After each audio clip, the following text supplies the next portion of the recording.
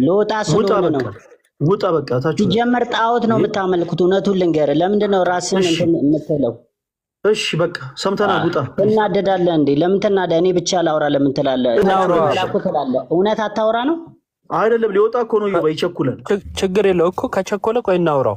አሁን መጨረሻ ላይ ጣል ባረጋት መሰረት ጣዖት አምላኪዎች ናችሁ ብሏል እና ጣዖት ያልከው ምኑ ነው? አንዱን ንገረኝና እስቲ።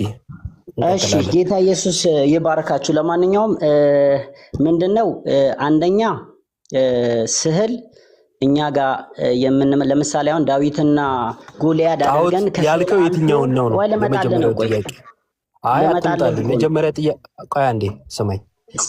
ብዙ ማብራሪያ አልፈልግም። አንድ ጣዖት ካልከው ውስጥ አንዱን ብቻ ንገረኝ ያልኩ። አንዱ ለምሳሌ አሁን የመላእክት ስዕል፣ የገብርኤል፣ የሩፋኤል የመላእክት ስዕል። እሺ በቃ አንዴ ችግር የለውም። ስም ባዘረዝርም በቃ አንዱን ነገርከኝ፣ ተረዳው። የመላእክት ስዕል መሳሉ ጣዖት አምልኮ ነው? አዎ ጣዖት አምልኮ ነው። ለሱ ስለ መስገድ። እሺ ቆይ መሳሉ ጣዖት አምልኮ ከሆነ ያው እዚሁ ጋር እንዳላችሁ መስገድ ለሱ ስለ መስገድ ጣዖት አምልኮ። ቆይ አንዴ ስርስር ያታውራ መላኩ፣ አንዴ ተረጋጋ። የመላእክት ስዕል በፕሮቴስታንቱ ዓለም በተለይ በውጪው በጣም ነው የሚከበረው፣ በጣም ይሳላል። ካረሳችሁት እንዲሁ በቅርቡ ምንድነው የአሜሪካኑን ፕሬዚዳንት ትራምፕ እንኳን ትዊተር ላይ የቅዱስ ሚካኤልን ስዕል ሲለጥፍ ተመልክታችኋል ብዬ አስባለሁ። በመካነ ኢየሱስ በደንብ ተደርጎ ይሳላል ምናምን እና ጣዖት አምልኮ ነው ብሏል። ጣዖት አምላኪ ጋር ያለው እሱ እንደሆነ ከወዲሁ ነገረን ማለት ነው። እሺ እስኪ ስዕል የመላእክት ስዕል መሳሉ ጣዖት አምልኮ ነው የሚለውን ጥቅስ ንገረኝ። እየነገርኩ እኮ ነው። መላእክት ሲጀመር በአይን አይታዩም፣ በስዕል አይዳሰሱም። ሁለተኛ ነገር እነግርሃለሁ፣ ጠብቀኛ። አንተ ብዙ ታወራለህ፣ እኔን ግን አፌን ለመያዝ ትላለህ። ክሌም ያረከው አንተ ስለሆነ አንድ ደቂቃ ላውራም አይደለ? ከመጽሐፍ ቅዱስ ላውራ። አንተ ስታወራ ጥቅስ የለህም፣ ጥብስ ነው ያለ። እኔ ላወራ ስል አፌ ላይ ጥቅስ ትላለህ። እስቲ እኔ ላወራ፣ አንድ ደቂቃ ላውራ ወዳጄ። እግዚአብሔር ይመስገን፣ ጥብስም እንዲኖረኝ ያደረገኝ ጌታ እግዚአብሔር የተመሰገነ ይሁን። አሜን። ይሄ ይታያል መላኩ፣ ይሄ ይታያል። እሱ ሁሉ እኮ ጣዖት ነው። ይሄ ሁሉ ሉትራን ቸርች ውስጥ እኮ ነው ያለው መላኩ እኮ። ገብቶኛል። እኛ ጋር ቢኖር ለማስተማር ነው። ገብቷል አይደለ? አሁን ሉተራን ቸርች ውስጥ እንዳለ ስነግርህ ነው ለማስተማር ነው የምትለኝ?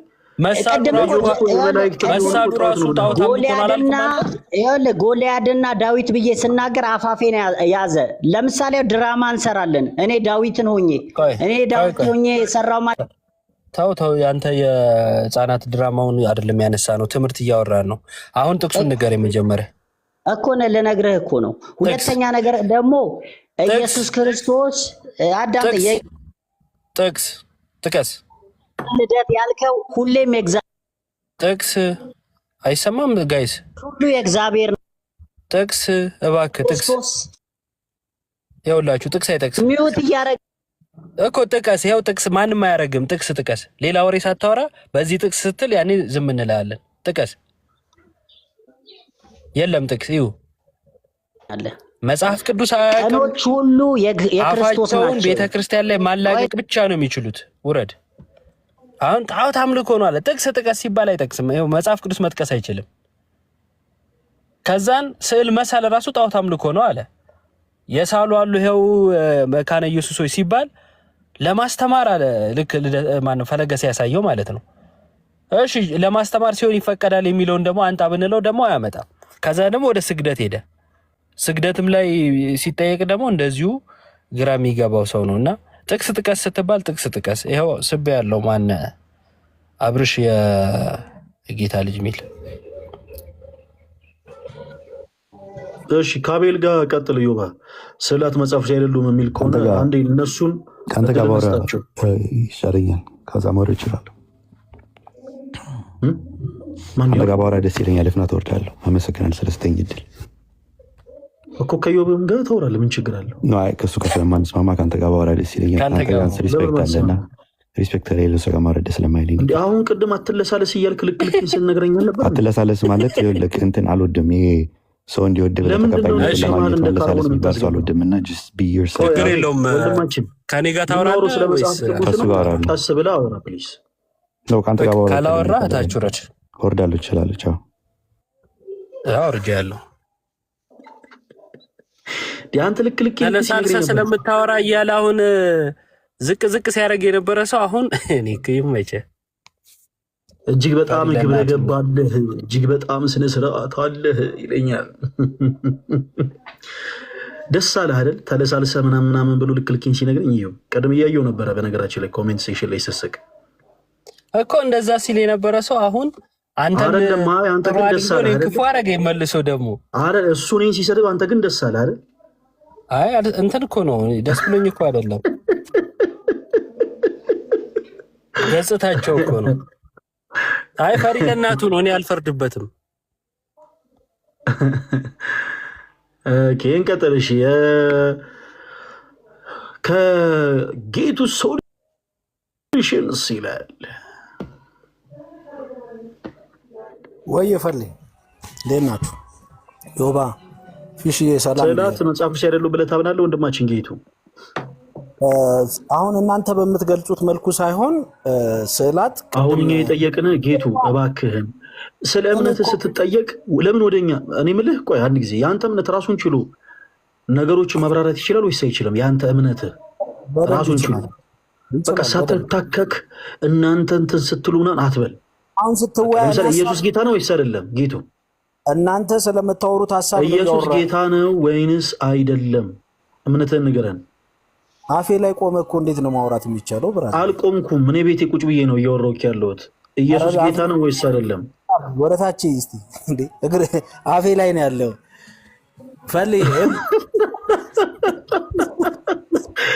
ጌቱ ይላል ተጫዋች ነው ወንድማችን ጌቱ። አይ እምነትህን ነው የምትነግረን። እሺ እምነትህን ቆይ ጌቴ በፕሊስ አድምጠነኛ ነው። ይኸውልህ ኢየሱስ ጌታ ነው ወይስ አይደለም ብለህ ነው የምታነው። ለምሳሌ አሁን ለምሳሌው ራሱ እየተከራከርክ ነው አንተ። ጌታ ነው ወይስ አይደለም? ነው ኮምፕሊትሊ። በቃ ጎበዝ ልጅ ጌቱ ወንድማችን፣ እንዲህ ነው እምነትን የምንፈልገው። ስዕላት መጽሐፍ ቅዱሳዊ ነው ወይንስ አይደሉም ብለህ ነው የምታምነው ጌቱ? አምልኮ ከሆነ አይደሉም። እንዴ አምልኮ ማለት እኛ እናመልካለን አሉ እንዴ? አብራራ መለሰልኝ እኮ እኛ እናመልካለን እኮ አላሉ። ቆይ ፊሽ ችግር የለውም። ቆይ ይመለካሉ ወይስ አይመለኩም የሚለውን በኋላ ላይ እንመጣለን። ስዕላት መጽሐፍ ቅዱሳዊ ናቸው ወይንስ አይደሉም ጌቱ? ይሄንን አቋምህን ንገረኝ። አሁን ባልኩት ነው የምገልጸው። መጽሐፍ ቅዱሳዊ ናቸው አይደለም የሚለው በአምልኮ ውስጥ እምነትህን ነው የአንተን እምነት ነው የፈለግኩት ጌቱ።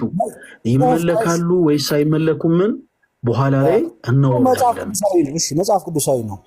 እሺ መጽሐፍ ቅዱስ እንደሆነ እስቲ አንድ የመጽሐፍ ቅዱስ ማስረጃ ስጠን። እስቲ አንድ ማስረጃ ስጠን። መጽሐፍ ቅዱስ እንደሆነ የሚናገር አንድ የመጽሐፍ ቅዱስ ጥቅስ ስጠን እስቲ። እምነት ያልሆነውን ጉዳይ እምነቴ ነው ካልክ ማስረጃ ነው የምንጠይቅህ። እሺ መጽሐፍ ቅዱስ በጽሁፍ ነው የተቀመጠው ማለት መጽሐፍ ቅዱስ በጽሁፍ አልተቀመጠም የሚል እስቲ አንድ ማስረጃ ስጠኝ አንተ።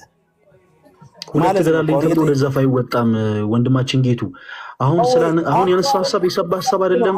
እኔ አብራራልሃለሁ እንጂ በጽሁፍና በስዕል መካከል ልዩነት የለም። በስዕል የተቀመጠ አለ ወንድማችን ጌቱ። እኔ የጠየኩ ጥያቄ ከየቱ የተመነት ነው የመጣው ጌቱ? ይቅርታ በድጋሚ ፕሮቴስታንት ከቃለ ሕይወት ነው። ቃለ ሕይወት ስዕላት መጽሐፍ ቅዱስ ናቸው ብላ ታስተምራለች? እኔ ውስጡን ስለማውቅ ነው። እኔ ኦርቶዶክስ ስለነበርኩ ቀጥታ መልስልኝ። እኔ እኮ ወደዛ እናወራለን ጌቱ። ለምን ትቸኩላለህ? እና እንድታወራ እኮ ነው ያስገባን። እናወራለን ግን በመጀመሪያ አንተን እምነትህን ንገረን። ለምንድን ነው ያንተን አቋምህን ናቸው ለመጠቀሚያ መጽሐፍ ቅዱሳዊ? እባክህን ኧረ በክርስቶስ ፍቅርን ለምን እባክህን አድምጠኝ። ምን ሆነ ነው አንተ ሰውዬ? እኛ ይሰገድላቸዋል ወይስ አይሰገድላቸውም? ይመለካሉ ወይስ አይመለኩም? ስለ ሁሉም ነገር እናወራለን። ከዛ በፊት ግን አቋምህን እምነትህን ንገረን። የማንን? ያንተንና የቤተ ክርስቲያንህን። ከቃለ ሕይወትን የመጣኸው ቃለ ሕይወት ስዕላት መጽሐፍ ቅዱሳዊ ናቸው ብላ ታስተምራለች ወይ ወንድማችን ጌቱ? አዎ ትገልጻለች፣ በስዕል ትገልጻለች፣ ታስተምራለች። መጽሐፍ እኔ አሁን ታሳያለች ወይ አታሳይም ወይ አይደለም ያን ያልኩ። በትምህርት ደረጃ ስዕላት መጽሐፍ ቅዱሳዊ ነው ብላ ታስተምራለች ወይ?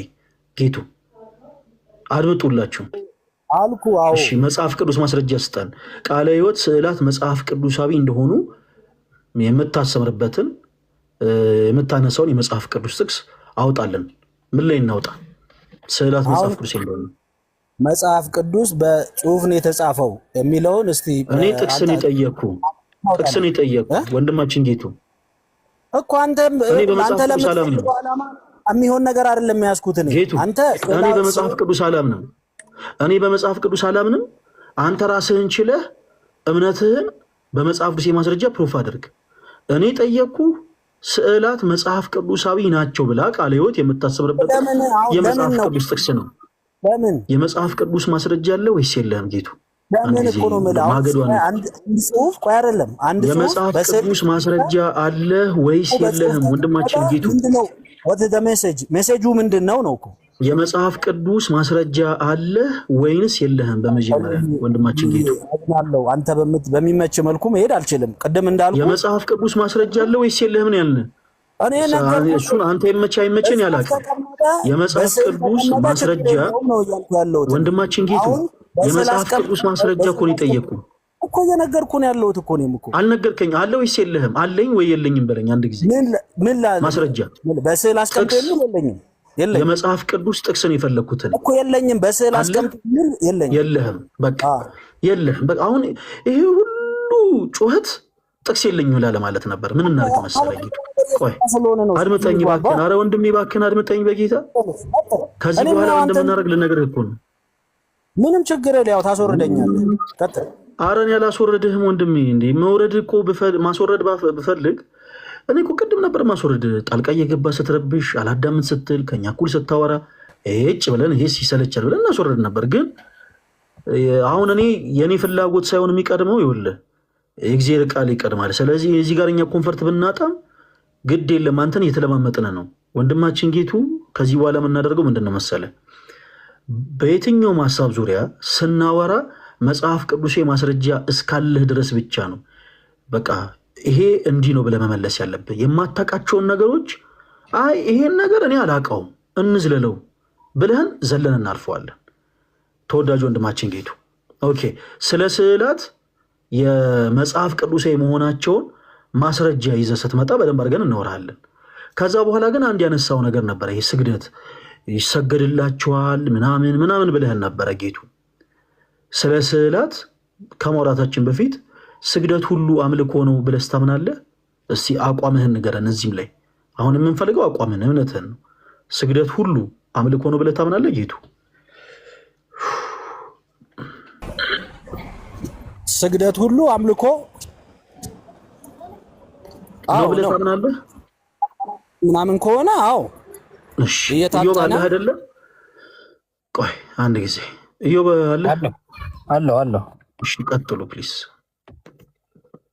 እሺ ቀጥል። ስግደት ሁሉ አምልኮ ነው የሚለውን አስረጃ ንገረኝ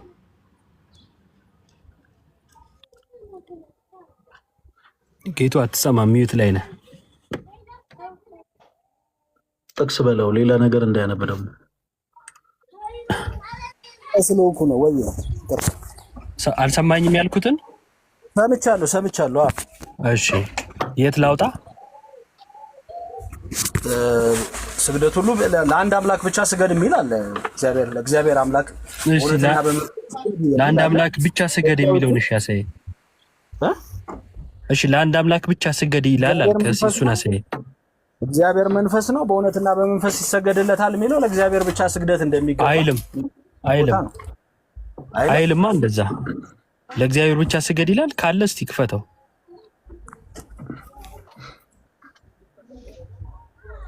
ኦኬ ፊሽ ሰላም ነው? እንዴት አለ? እስኪ ያወጣ። እንዴት ነህ? ሰላም ነው አለው። እግዚአብሔር ይመስገን። በጣም ትዕግስተኛ ሰው ነህ። ያው እንግዲህ ያወራችሁ ጣልቃ መግባት ስላልፈለኩ ነው። አይ ደስ ይላል በጣም። ሰዎች ከአንተ መማር አለባቸው ትዕግስትን። ታንኪዩ፣ አመሰግናለሁ።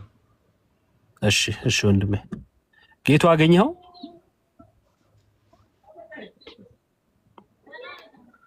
ለእግዚአብሔር ብቻ ስገድ የሚለውን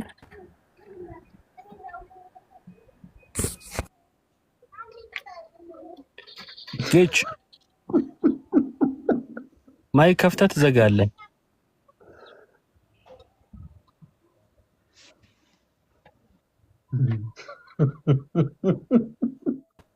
ጌቱ ወንድማችን ወይ ካልሆነ ኮሜንት ላይ ይጻፉልህ፣ ሀሳቡን ንገራቸውና ብዙ አታቆየን። ያው መግባት የሚፈልግ ሰው ይኖራል፣ ጊዜ እንዳንገድል። ኮሜንት ላይ ያለ ሰው ግን በጣም ከባድ ስብስብ የሚጽፉት ነገር። አረ ጌቱ እባክህ ስለፈጠረ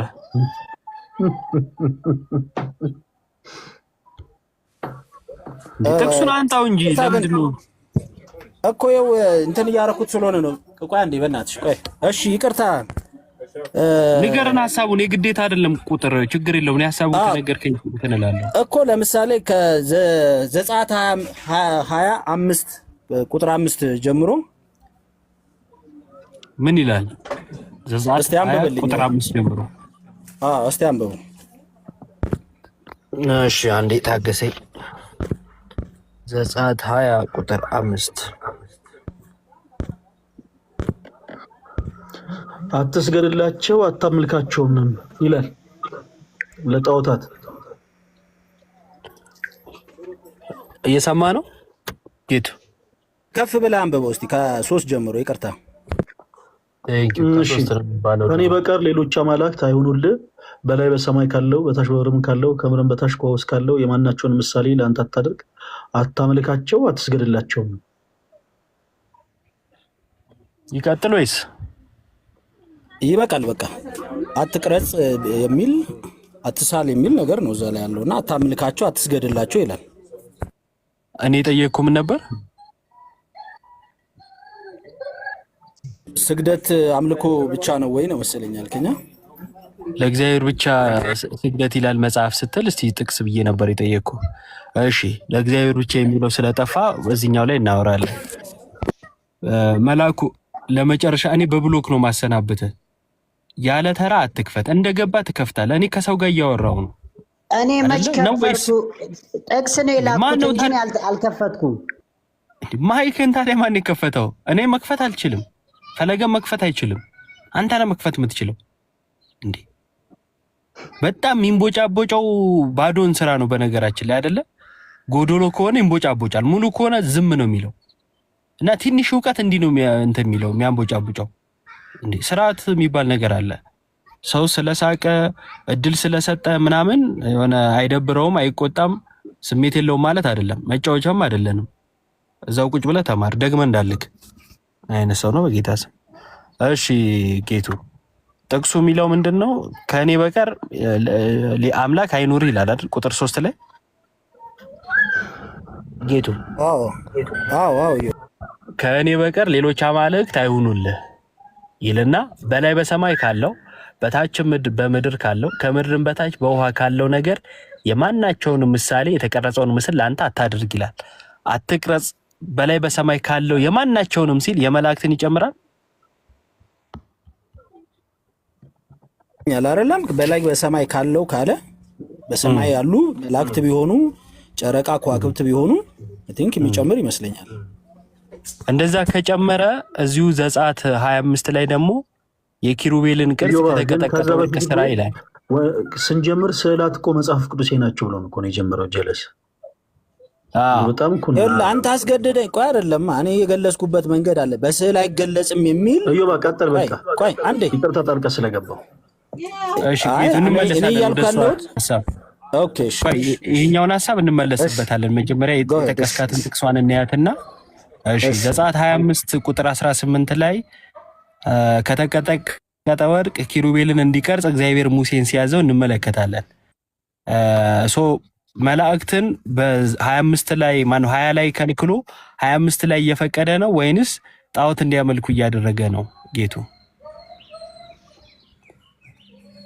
እግዚአብሔር አለ እሱ ካለ አርግ ካለ ታረጋለህ ነው። አሁን እኮ እኛ ዶክትሪን እየሰራን አይደለም። ቆይ እያወራው ያለሁት የኔ የኦርቶዶክስ ዶክትሪን ይሄ የግል ነው። እግዚአብሔር በዚህ በኩል ጴንጤ እንደዚህ ስላለ አይደለም አሁን እያወራን ያለ ነው። እግዚአብሔር ይሄን እፈልጋለሁ ካለ እሱ የሚፈልገውን ለማድረግ ነው እኮ። አሁን እኮ ሁለት በዚህ በእኛ በኩል የተሻለ ነው የሚደረገው፣ በጴንጤ በኩል ደግሞ የተሻለ አይደለም የሚደረገው ለማለት ነው እንጂ የእኛን ሐሳብ አይደለም እኮ የምናወራው። ስለዚህ እግዚአብሔር ያንን ፈቅዶ ነው ያሰራው።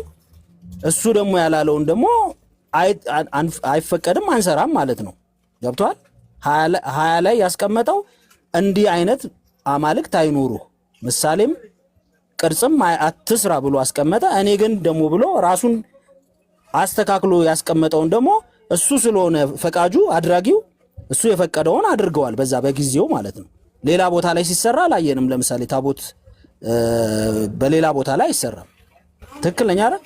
ታቦት አንድ ነው። እግዚአብሔር ፈቃዱን ያደረገበት ይሄን እኔ እፈልጋለሁ ብሎ ያደረገው ነገር ነው እዛ ላይ የተሰራውና አይ ቲንክ እግዚአብሔር ፈቅዶ ያደረገውን ነገር ይቀበላለሁ እኔ። አሁንም ወንድማችን ጌቱ ስዕላት መጽሐፍ ቅዱሳዊ እንዳልሆኑ የሚናገር ማስረጃ በላይ ያነሳው በላይ በሰማይ ካለው በታች በምድርም ካለው ከምድርም በታች ከውስጥ ካለው የማናቸውን ምሳሌ ላንተ አታድርግ፣ አታምልካቸው፣ አትስገድላቸውም የሚል ጥቅስ ነው እና መጽሐፍ ቅዱስ ክፍሉ ላይ እዛው የዘጸአት መጽሐፍ ላይ 5 ቻፕተር ወደፊት አለፍ ብሎ ዘጸአት ምዕራፍ 25 ቁጥር 18 ላይ አምላካችን እግዚአብሔር በቀጥታ 2 ኪሩቤል ከተቀጠቀጠ ወርቅ ሰራ ብሎ እንዳዘዘ የሚናገር የመጽሐፍ ቅዱስ ማስረጃ ሰጠ። ለምንድን ነው ይህንን ጥቅስ የሰጠ? በላይ በሰማይ ሲል መላእክትንም ያካትታል ወይ ሲል አዎ ያካትታል አልክ አንተ። አምላካችን እግዚአብሔር ቃሉ የማይታበል ነው። በነገራችን ላይ ቃሉ ዘላለማዊ ነው። ሰማይን ያለ ባላ ምድርን ያለ ካስማ ያጸናው በቃሉ ነው። ሰው አምላካችን እግዚአብሔር አትስረቅ ካለ በኋላ ስረቅ አይልም። አትዘሙት ካለ በኋላ ዘሙት አይልም። አትግደል ካለ በኋላ ግደል አይልም። አታመንዝር ካለ በኋላ መንዝር አይልም። በተመሳሳይ የመላእክትንም ቢሆን አትቅረጽ ካለ በኋላ ቅረጽ አይልም። ስለዚህ በዘጸአት ምዕራፍ 20 ላይ የተጠቀሰ የመጽሐፍ ቅዱስ ክፍል እየተናገረ ያለው ስለ ጣዖታት ነው። ከጅምሩ ያነሳውም ጥቅሱን እንደው በአውድ ደረጃ የተረዳው አይመስለኝም። ክፍሉ የሚናገረው ስለ ጣዖታት ነው። ለምሳሌ ሰዎች ዝም ብለው እንደው ድመት ቢስሉ ኃጢአት አይደለም። ያቺን ድመት ግን አምላካችን ገዣችን አንቺ ነሽ፣ ሰማይን ምድርን የፈጠርሽው የፍጥረታት ሁሉ ጌታ አንቺ ነሽ እያሉ ግን ወርሺፕ የሚያደርጓት ከሆነ ያ ምን ይባላል? ጣዖት አምልኮ ይባላል። እናም አምላካችን እግዚአብሔር እኔ ቀናተኛ አምላክ ነኝ፣ ከኔ በቀር ሌላ አምላክ እንዳታመልክ ካለ በኋላ በላይ በሰማይ ካለው በታች በምድርም ካለው ከምድር በታች ከውስጥ ካለው የማናቸውን ምሳሌ ለአንተ አታደርጋል። እኔና አንተ ለምሳሌ ወደ ላይ ወደ ሰማይ ቀና ብለን አንጋጠን ብንውል ብናድር ቅዱሳን መላእክት ልናይ አንችልም። አምላካችን እግዚአብሔር ሰዎች አይተው ኦብዘርቭ አድርገው ተመልክተው ቀርጸው ስለው ሊያመልኳቸው የሚችሉ ነገሮችን ነው እየተናገረ ያለው።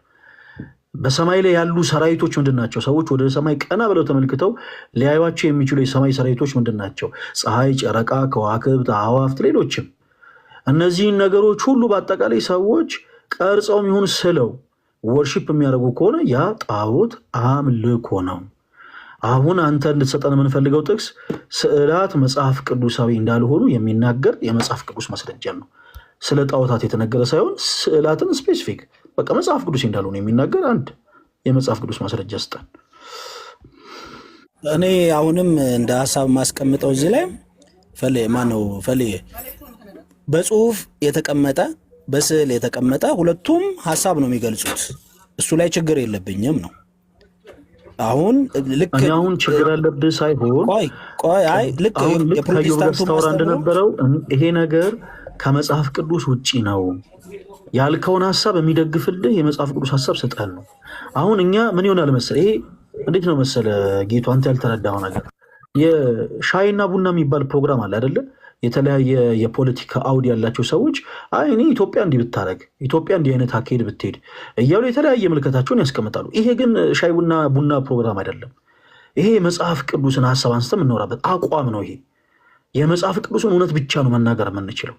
ሀሳብና አስተያየት ከሆነ የግል ምልከታ ከሆነ እኔን አያነጸኝም፣ ሌሎቹንም አያነጽም። እኔ ፐርሰናሊ ለምሳሌ ለእኔ መጽሐፍ ቅዱስን ሳታነሳ የምትናገረው ነገር በአጠቃላይ ተረት ተረት ስለሆነ ማለት ነው። እኔም ለአንተ ስለሆነ ነገር መጽሐፍ ቅዱስን ሳልጠቅስ መጽሐፍ ቅዱስን ሳላነሳ ይሄ እንደዚህ ነው በዚህ ወጥቶ በዚህ ገብቶ እያልኩ ልነግርህ ላስረዳ የምሞክር ከሆነ ለአንተ ተረት ተረት ነው የሚሆነው።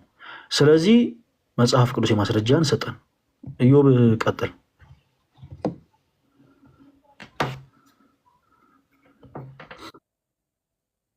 ነው ፕሮቴስታንት በስዕል የእግዚአብሔር ቃል አይሰበክም የሚል አቋም የላትም።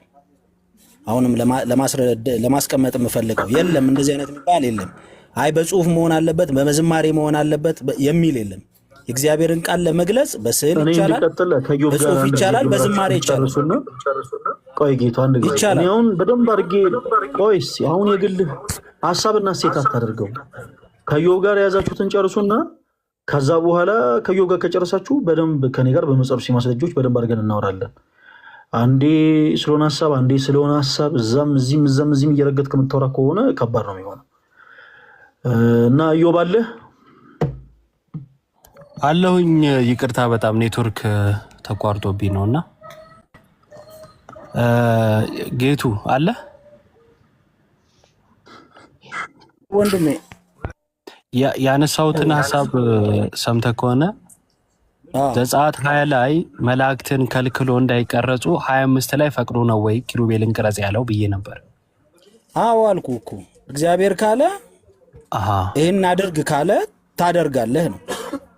እሺ እሱም የተፈቀደው ለታቦቱ ብቻ ነው እንጂ በየቤትህ የወሰርክ የለጠፍክ የሚል አንድ አይነት የአዲስ ኪዳንም የብሉይ ኪዳንም እንትን የለም። እሺ ዘጸአት 20 ላይ ከተቀረጹ ጣዖታት ናቸው አይደል? በ20 መሰረት ዮባዬ ማን ያለው? እግዚአብሔር አንተ እግዚአብሔር ነው ያለው ቃሉ። አዎ ቃሉ የሚለው አንተ ግን እንደዛ ነው የተረዳኸው ማለት ነው። አዎ ቃሉ እግዚአብሔር እዛ ጋር ብሏል። አዎ 25 ላይም ሲፈቅደው ያው ራሱን ጣዖቱን ነው ማለት ነው አይደል? አሁን ጣዖት ነው አይደለም የምትለው እግዚአብሔር ፈቅዷል ወይ አይደለም ነው። እሱ የራሱን አገላለጽ የራሱን ተገልጾበታል። ፈቅዷል፣ ተስማማን፣ ችግር የለውም እኮ መፍቀዱን አልተቃረንኩም። ፈቅዷል የሚለው ላይ ተስማማውልህ። ግን የፈቀደው ጣዖት ነው ወይስ አይደለም ነው የኔ ጥያቄ። እግዚአብሔር ሲፈቅድ እኮ ነው እኮ ቅዱስም የሚሆነው። አንተ አሁን በራስህ ነው እንደ ቅዱስ የምትሆነው። እግዚአብሔር ያልፈቀደው ሲሆን እርኩስ ይሆናል፣ የፈቀደው ሲሆን ደግሞ ቅዱስ ይሆናል። እኔ ለምሳሌ እግዚአብሔር ፈቅዶ ወደ ድነት ባልመጣ ጣዖት አልሆንም፣ ያልዳንኩ ሰው ነው መሆነው። አንተ አስቀድሞ አሁን ያልሆኑ ምሳሌዎች አንጥቀስና ጣዖት ነው ብለሃል ዘጸአት 20 ላይ። ያንኑ ደግሞ 25 ላይ ፈቀደ አልከኝ።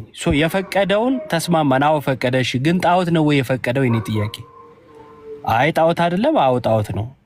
መልሱ እንደዛ ነው የሚሆነው።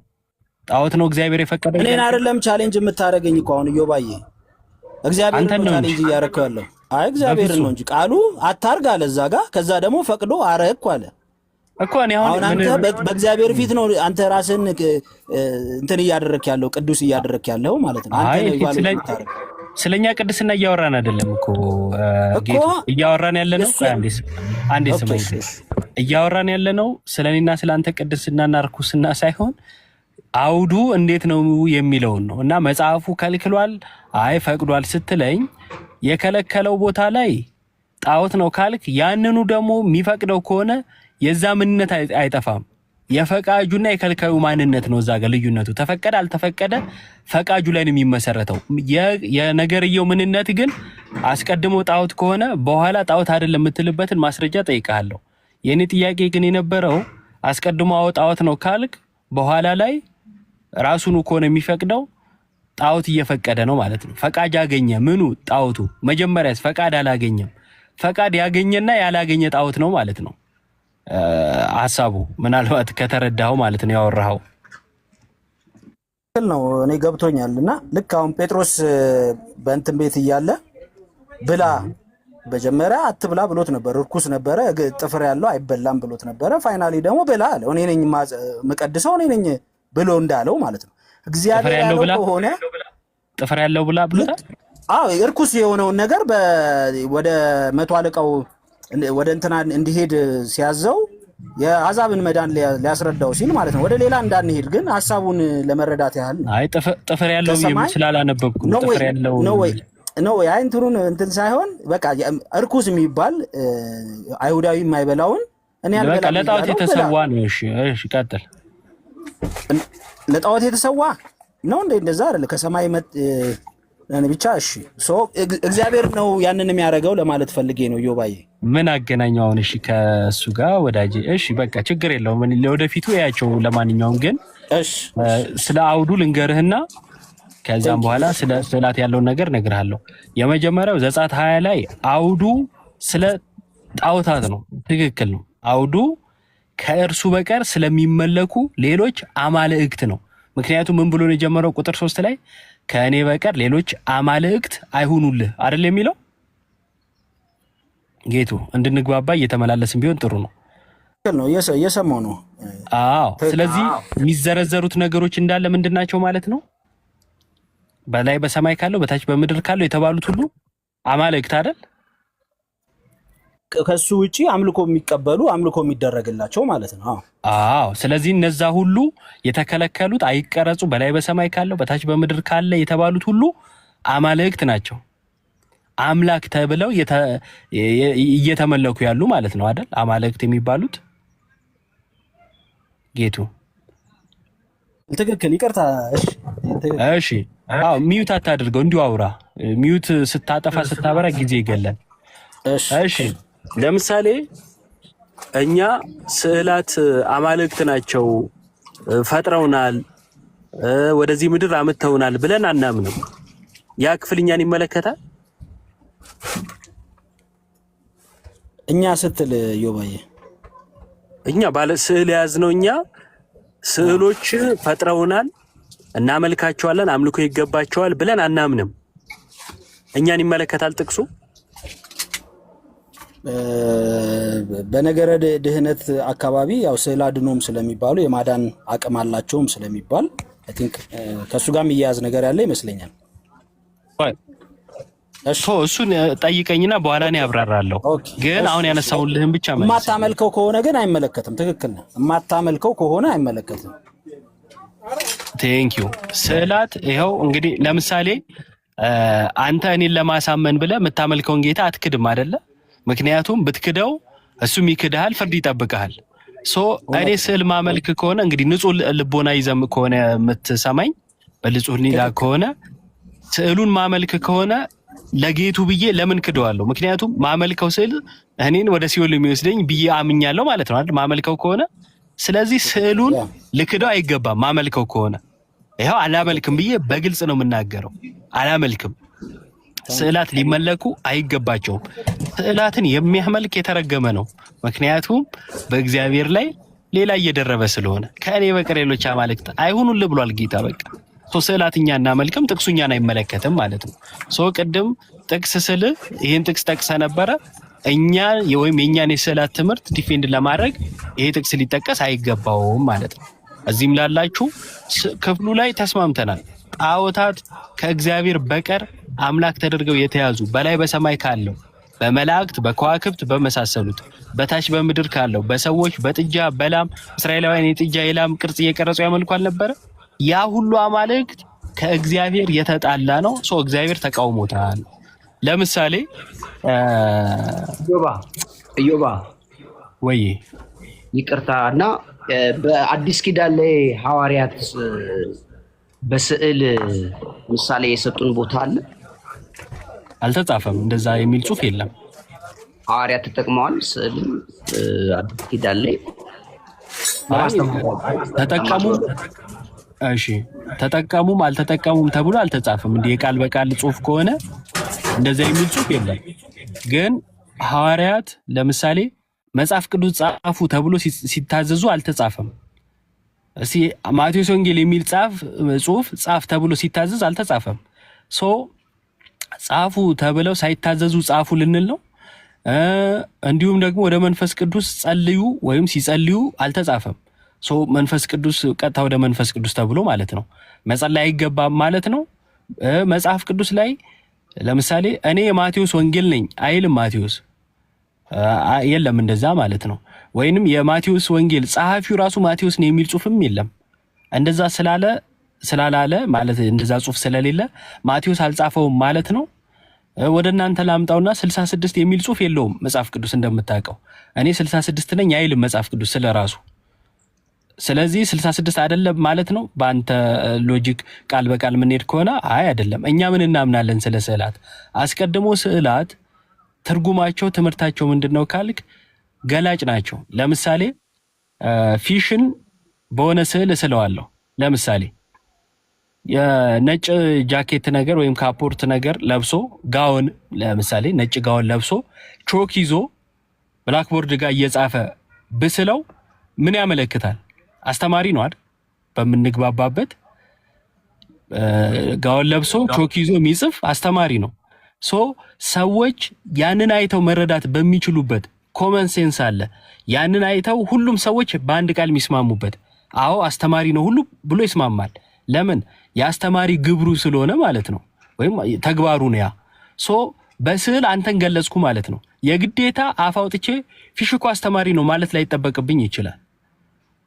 በምንግባባበት ለምሳሌ ሱፍ አስለብሼ ሱፍ ለብሳ አሁን ስለለበስክ ማለት ነው መጽሐፍ ቅዱስ አስይዤ ከዛን ማይክ ነገር አስጨብጬ ከዛ ሰው የተሰበሰበበት ቦታ ላይ ብስል ሁለት ትርጉም ነው የሚኖረው። ወይ ዘራ መድኃኒት ሻጭ ነው ይሉሃል፣ ወይ ደግሞ ፓስተር ነው ይሉሃል አይደለ? ለምን? ኮመን ሴንስ አለን። አሁን እንደዛ ያደረገ ሰው ወይ ይሄ ነገር ነው አው እንትን በርግጥ ዘራ መድኃኒት ሱፍ አይለብስም ብቻ ማይክ የያዘ በሚለው ያዘው። ሶ የሆነ ነገር ላይ ስዕል ሲሳል ገላጭነት አለው ማለት ነው። ሶ መላእክት ሲሳሉ፣ ቅዱሳን ጻድቃን ሲሳሉ የሚገልጹት ነገር አለ። ለምሳሌ ጴጥሮስ በቁልቁሊት ልሰቀል ብሏል አይደል? እንደ ጌታ አትስቀሉኝ ገልብጣችሁ ቁልቁል ስቀሉኝ አለ ስዕሉ በቤተ ክርስቲያናችን። እንደውም አንዳንዶች እንዴት መስቀል ተዘቅዝቆ ብለው ቪዲዮ የሰሩ አይቻለሁ። ያሁን ጴጥሮስ ነው። ጴጥሮስ ያለውን አመለከትንበት። ገብቷል አይደለ? ሲሰው አንገታቸው ሲቀላ ሊሳል ይችላል። ለምን? አንገታቸው ተቆርጦ ሰማዕት ሲሆኑ ሐዋርያት ለማሳየት። ስለምን? ስለ ክርስቶስ ስም። አየህ፣ ያንን ስዕል አይተህ ትምህርት ታመጣለህ።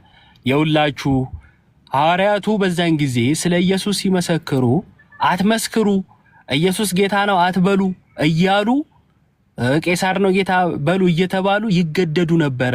የዛን ጊዜ ኢየሱስ ጌታ ነው አለበዛ አንገታችን እንሰጣለን እያሉ መስዋዕት ሆነው ነበር፣ ወይንም ደግሞ ሰማዕት ሆነው ነበር፣ ምስክር ሆነው ነበር፣ አንገታቸውን ሰጥተው ነበር ብለን እናስተምርበታለን።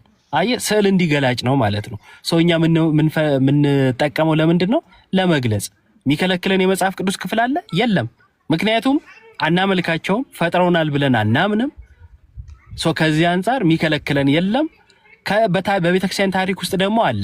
ለምሳሌ በክርስትና ስደት በነበረ ጊዜ የአሳ ስዕል እየሳሉ ኢየሱስ ክርስቶስን ይገልጹ ነበረ። በዋሻው በር ላይ ምናምን ይሳል ነበር፣ በየዋሻው በየምናምን። ለምንድን ነው የሚስሉት? ሐላል ወጥተው ክርስትናቸውን ማስተማር ስለማይችሉ ይታሰሩ፣ ይገደሉ ነበር። ስለዚህ ክርስትና እንዳይጠፋባቸው ልጆቻቸው ያን ክርስትና ይዘው እንዲያድጉ በስዕል ያስተምሯቸው ነበረ። ወደ መጽሐፍ ቅዱስ ስትመጣ ፊደል፣ ለምሳሌ ፊደል በራሱ ስዕል ነው አይደለ? በእጅ ትቀርጸዋለህ እኮ ስለምንስማማበት።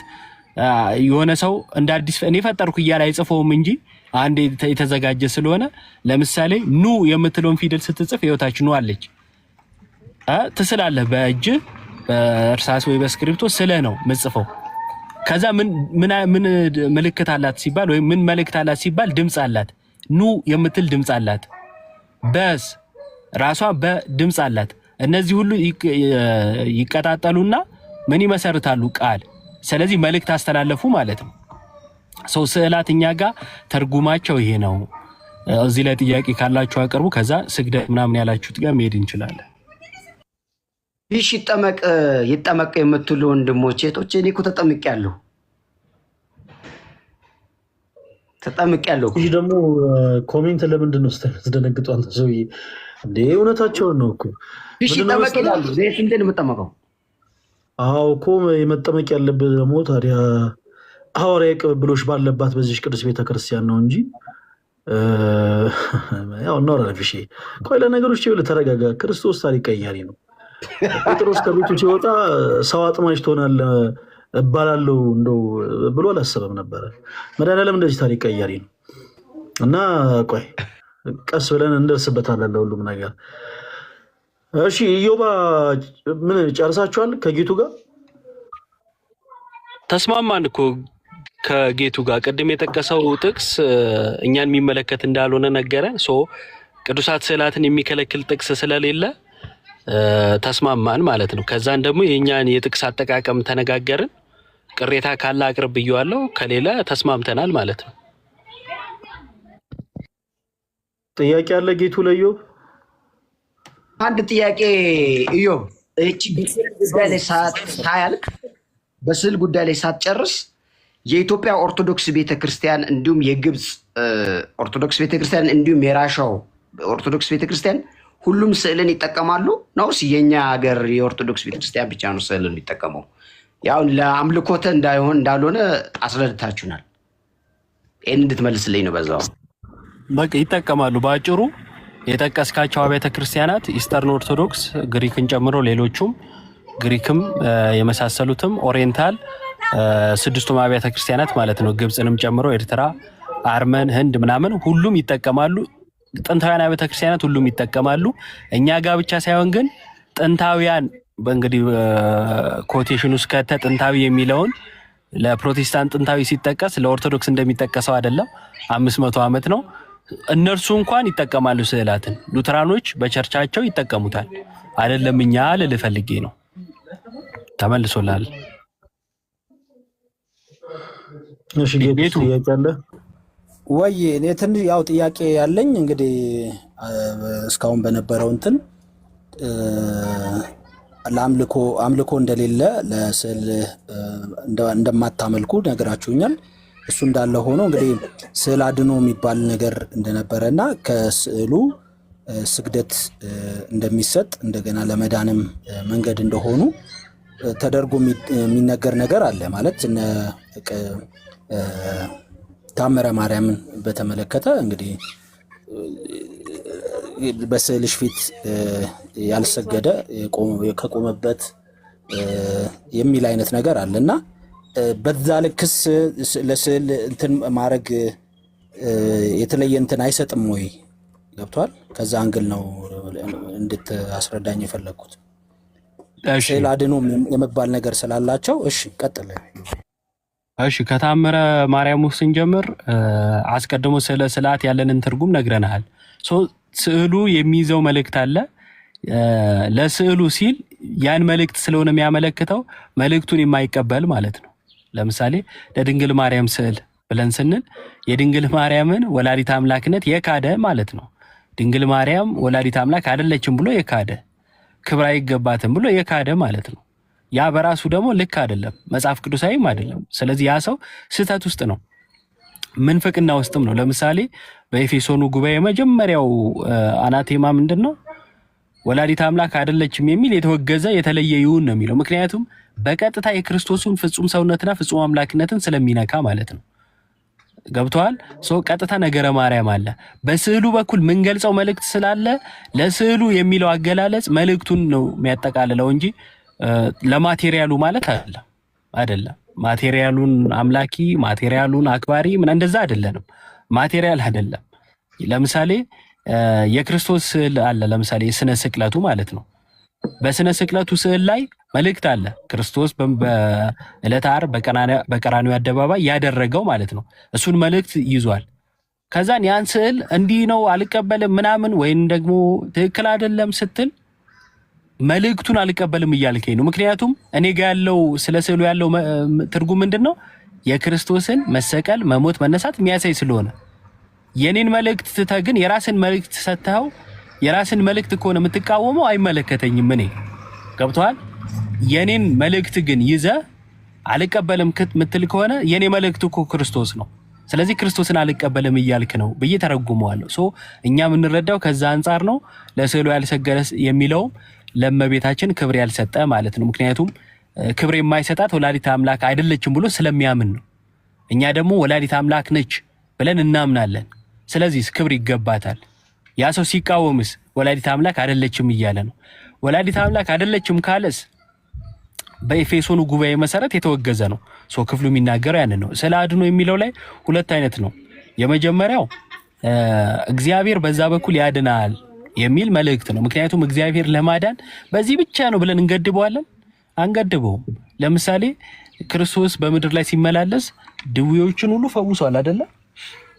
ተነስ ተመላለስ እያለ ፈውሷል። በዛ ብቻ አይደለም ግን የፈወሰው፣ የሚገርም በጳውሎስ ጨርቅም ፈውሷል፣ በጴጥሮስ ጥላም ፈውሷል። ጥላ በራሱ እኮ ስዕል ነው፣ ፀሐይ የምትፈጥረው ስዕል አይደል? ፀሐይ ስትወጣ ጥላ ይወጣል። የአንተ ጥላ እንዲወጣ ፀሐይ መኖር አለባት። ስለዚህ ጥላህ ራሱ በፀሐይ የተሰራ ስዕል ነው። ያ ጥላ እንኳን ሲያርፍባቸው የሚፈወሱ ነበሩ። የጳውሎስ ጨርቅ ተቆርጦ ሄዶ የሚፈውሳቸው ነበሩ። እግዚአብሔር በዚህም በኩል ያድናል፣ ምክንያቱም መልእክት ያለው ስለሆነ ብለን ስለምናምን ማለት ነው። በሌላ አንግል ደግሞ ድህነትን የሚያሳዩ ስዕላት አሉ። ስዕሎቹ ድህነትን የሚያሳዩ ናቸው ስንል ስዕለ አድኖ እንላቸዋለን። ለምሳሌ ስነ ስቅለቱ ምስለ ፍቅር ወልዳ እመቤታችን ልጇን አቅፋ ያለው ማለት ነው። ልጇን አቅፋ ያለው ምንን ያመለክታል? የክርስቶስን ፍጹም ሰውነትና ፍጹም አምላክነት ያመለክታል። ከዛ አንጻር ሊያድነን መጥቷልና ስዕለ አድኖ ብለን እንገልጸዋለን። ክርስቶስ ለማዳን ያደረገውን ነገር ለማሳየት ፍጹም ሰው መሆኑን ለማሳየት። በሁለተኛ ቀደም እንዳልኩት እግዚአብሔር በዛ በኩል ስለሚያድን ነው። በዚሁ አጋጣሚ የህፃንነት ስዕል አላችሁ? ማነው ፎቶ አላችሁ?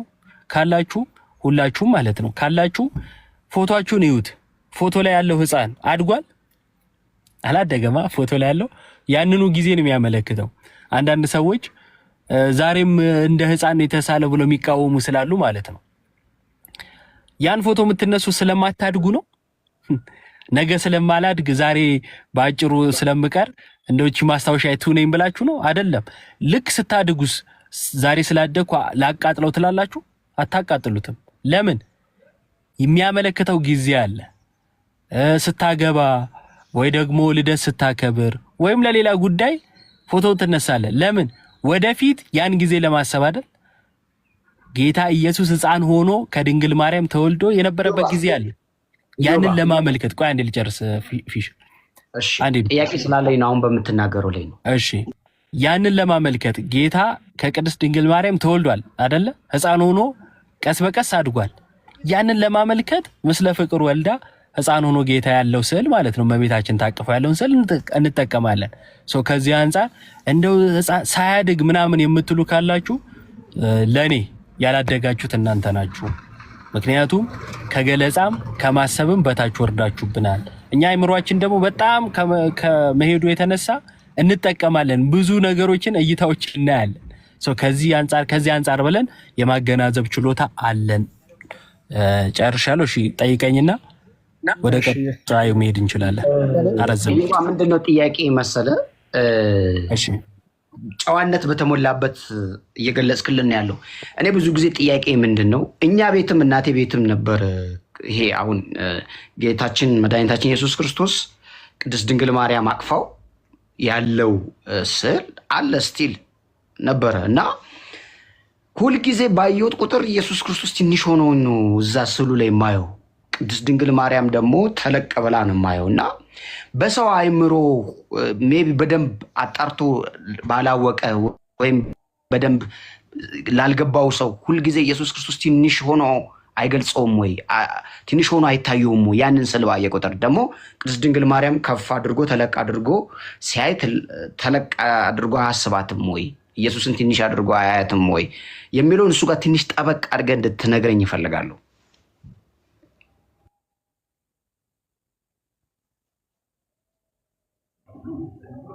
እዮብ እንዴት ናችሁ? ሰላም ናችሁ?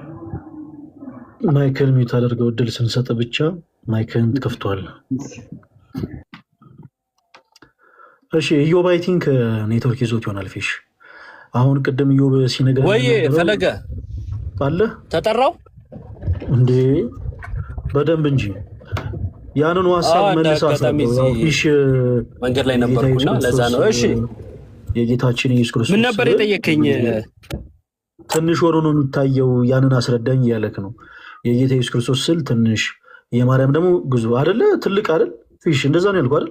ወይ ድገምለት ሲለየው እዮባ በደንብ ይድገምልህና አድምጠው። እሺ እዮባ እየሰማኝ ከሆነ የቅድስት ድንግል ማርያም ስዕልና የኢየሱስ ክርስቶስ የመድኃኒታችን ስዕል ቅድስት ድንግል ማርያም አቅፋው ያለችው ስዕል አለ አይደለ? ኢየሱስን ያው እናቱ ናት ብታቅፈውም፣ ነገር ግን በደንብ ላልገባውና ክርስትናን በደንብ አድርጎ ላልፈተሸ ወይም በደንብ ላልተረዳ ሰው ሁልጊዜ ያንን ስዕል በሚያይበት ሰዓት ኢየሱስ ክርስቶስ ትንሽ ሆኖ አይታየውም ወይ? ቅድስት ድንግል ማርያም ደግሞ ተለቅ ሆናበት አይታየውም ወይ? ይሄንን ከምን አንግል ታየዋለህ የሚለው ነው። ሁልጊዜ እዛ ላይ ኢየሱስ ክርስቶስ ትንሽ ሆኖ ታቅፎ ነው የሚታየው። ቅድስት ድንግል ማርያም ደግሞ ተለቅ ብላ አቅፋው ነው የሚታየው እና ይሄ በደንብ ላልገባው ሰው ሌላ ነገር ኢየሱስ ትንሽ እንደሆነ አያስብም ወይ? ትንሽ ሆኖ አይደለም። እንደዚህ ብሎ የሚያስብ ሰው ካለ እንዴት ብለን ነው የምታስረዳን? እሺ ከእናትህ ጋር ፎቶ አለ ፊሽ? አንተ ወይ ከአባትህ ጋር? አለኝ፣ ከሁሉ ጋር አለኝ። የህፃንነት ነው። አሁን ያንን ፎቶ የህፃንነትን ፎቶ ሲያይ ምናልባት ከአባትህ ጋር ከሆነ ፊሽ አባቱን ወልዶት ነው እንዴ ብሎ ሰው ያስባል? አያስብም። ግን እዚች ጋር ኢየሱስ ፈጣሪ ነው ያለን ነው ያለው። ፈጣሪነቱን ማን ካደ? ፍጹም ሰውን ሲጀመር አንዴ ሲጀመር እኮ ያ ስዕል በራሱ ያመለክተው አለን የቃልን ሰው መሆን ነው፣ የአምላክን ከድንግል ማርያም መወለድ ነው የሚያመለክተው አለን። ይሄን ያመለክታል ካልን በኋላ ፍጹም ሰውነቱን ስናነሳ ደግሞ አይነጠልምና ፍጹም ሰውነቱ ቀስ በቀስ እኮ ነው ያደገው አይደል? ድንገት ትልቅ ሆኗል፣ ግዙፍ ሆኗል? አልሆነም። ጌታ ኢየሱስ እንደ ማንኛውም ሕፃን ቀስ በቀስ ነው ያደገው። ድንገት ብድግ ብሎ ትልቅ ሰው ሆኖ አላገኘ ነው። ሕፃን ሆኖ ድንግል ማርያም እቅፍ የነበረበት ጊዜ አለ። ልክ አንተ በአባቱ ወይ በእናትህ እቅፍ ሕፃን በነበርክ ጊዜ እንደነበርከው ማለት ነው። ሁላችንም እንደዛ ካለ ሁልጊዜም ትንሽ ሆኖ ቁጭ አይልማ። ፎቶ ላይ ይደግ ወይ ስዕል ላይ ይደግ፣ አንተ ስዕሉ ላይ ታድጋለህ። ስዕሉ ላይ ታድጋለህ ማለት ሳይሆን ያንን ለምሳሌ የዛሬ 20 ዓመት የተነሳው ፎቶ ቢኖር ሕፃን ሆነ አሁን ፎቶውን ሳየው ያን የተነሳው ፎቶ ፊሽ የ20 ዓመት ጎልማሳ መስሎ ነው የሚታየኝ? አይደለም። ይኸውልህ ስዕላት ጊዜን ለማመልከት ይሳላሉ። ጊዜን ለማመልከት በዚህን ጊዜ እኮ እንዲህ ነበረ ለማለት ማለት ነው። ያንን ጊዜ ለማሳየት ሲሳል አሳድገን አንስለውም። ሕፃን በነበረ ሰዓት የነበረውን ሕፃን በነበረ ሰዓት እንደነበረ ተደርጎ ነው የሚሳለው። ያድጋልና በትልቁ እንሳለው አይባልም። ይሄ በሎጂክም ብታየው እንደ ሰው ብቻ አስበው እንደዚህ አይነት ነገር ልክ አይደለም። የለም ትክክለኛ አንተንም ስላልሆነ ማለት ነው።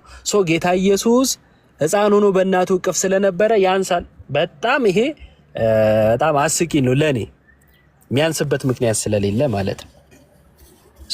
እኛ እንደዛ አናምንም። እናንተም ስታዩ እንግዲህ የእይታችሁ ችግር ስለሆነ አስታውሳለሁ አንዱ ነብይ መነጽር አነሳና ለአንዱ ሰጠው እና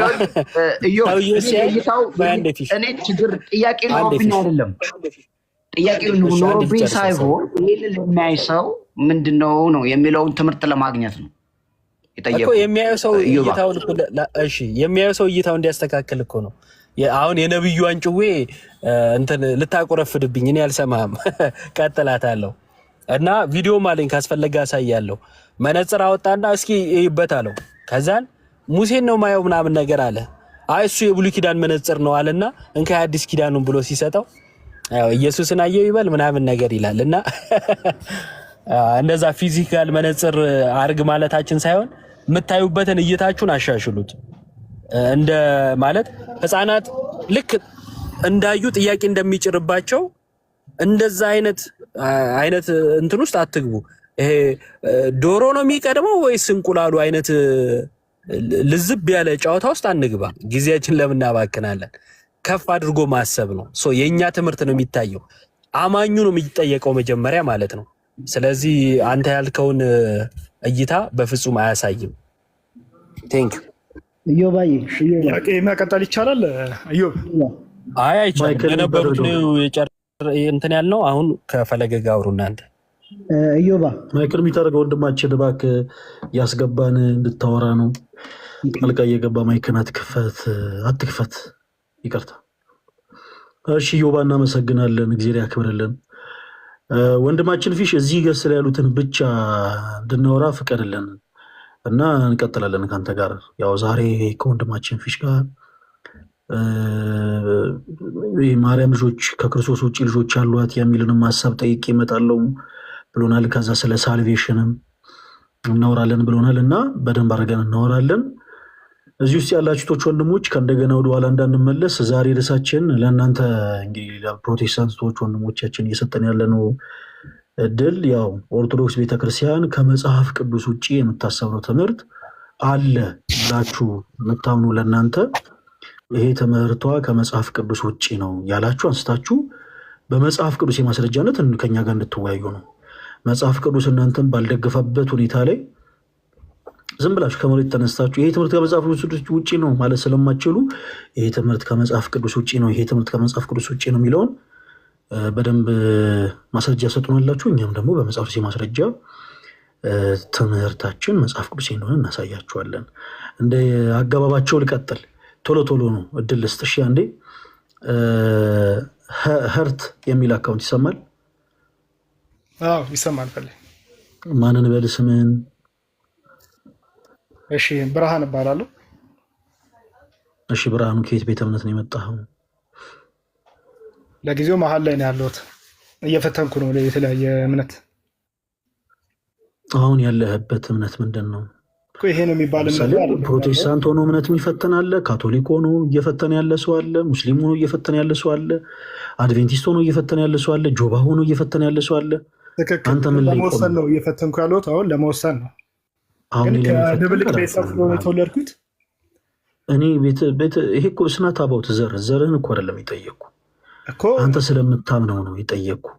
አንተ የምታምነውን ነገር ስጠይቅህ ምን ላይ ሆነ ነው እየፈተንክ ያለው? አሁን የማምነው ፈጣሪ የለም ብለው የሚያምነው ገና ሃይማኖትን እየፈተሹ ያሉ ሰዎች አሉ። ፕሮቴስታንት ሆነው ኦርቶዶክስንም ካቶሊክንም ገረፍ ገረፍ እስቲ እናድርግ የሚሉ ሰዎች አሉ። ካቶሊክ ሆነው እስቲ እንደው ፕሮቴስታንቲዝምንም አድቬንቲስትንም ሐዋርያትን እስቲ ዝም ብለን ገረፍ ገረፍ እናድርግ ብለው የሚያዩ አሉ። አንተ አሁን ላይ ቆምኮ ምን ላይ ነው?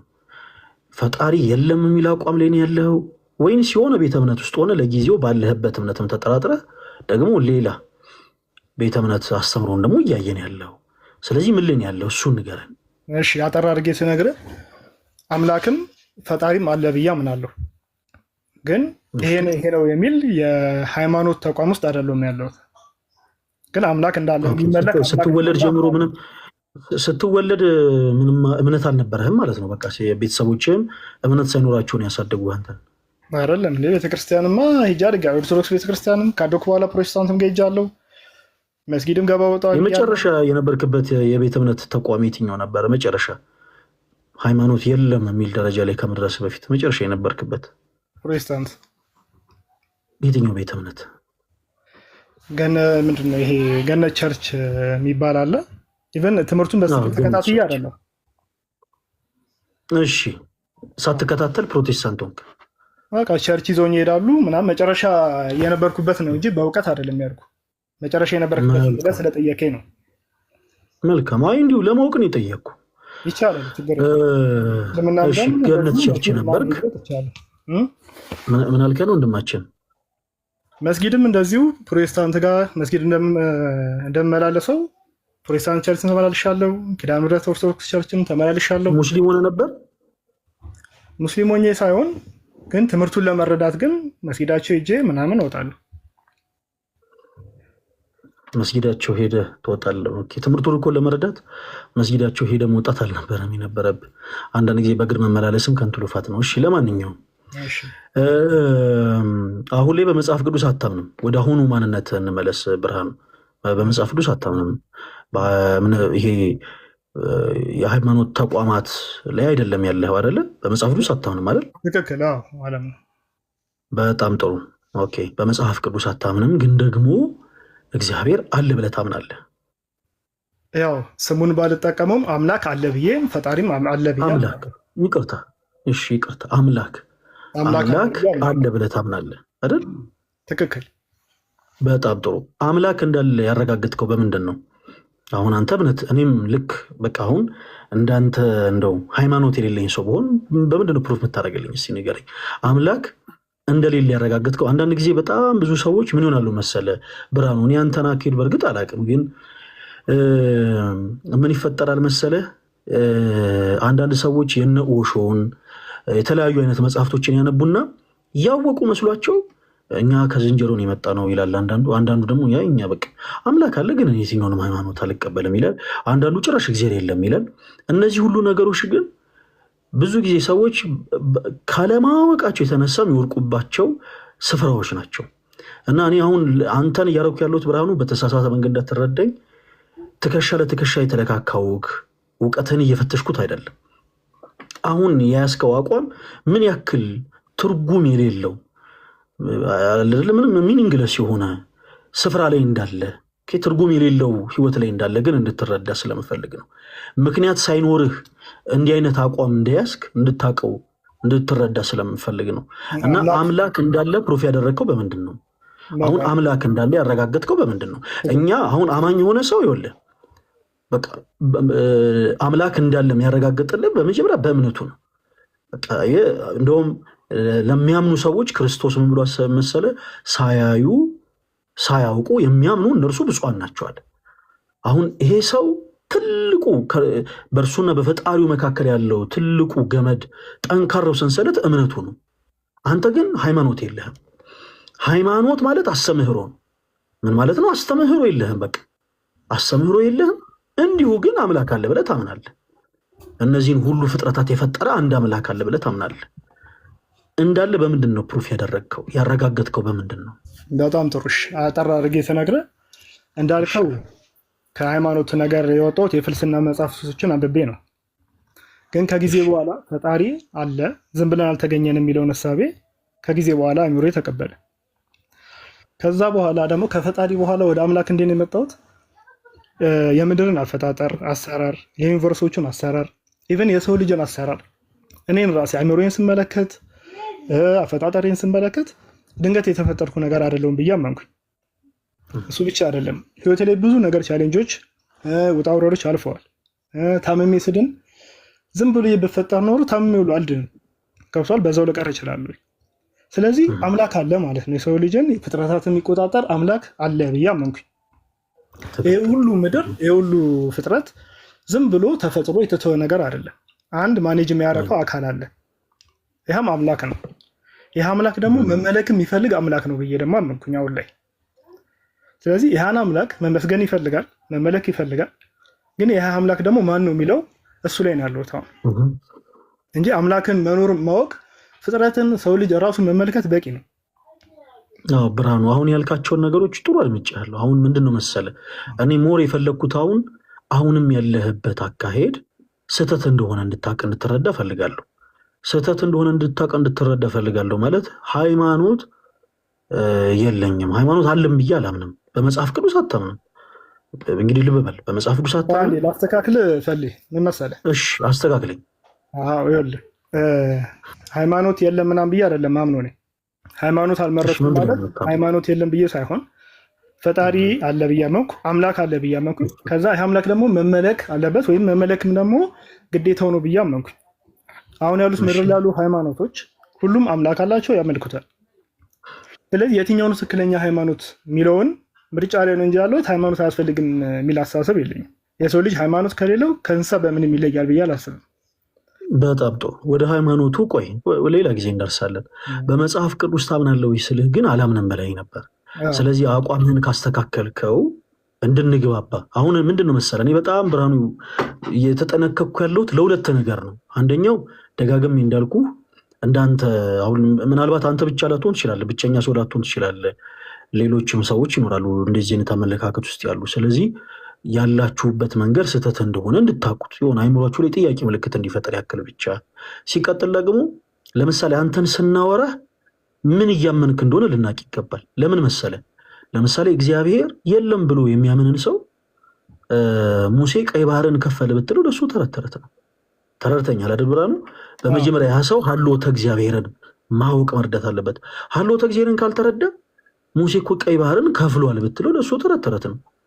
የክርስቶስ እናት የጌታ እናት ድንግል ማርያም እኮ ያለ ዘራ ብእሲ ከግብረ መንፈስ ቅዱስ ጸንሳ ወልዳለች እኮ ብትለው ለሱ ታሪክ ነው።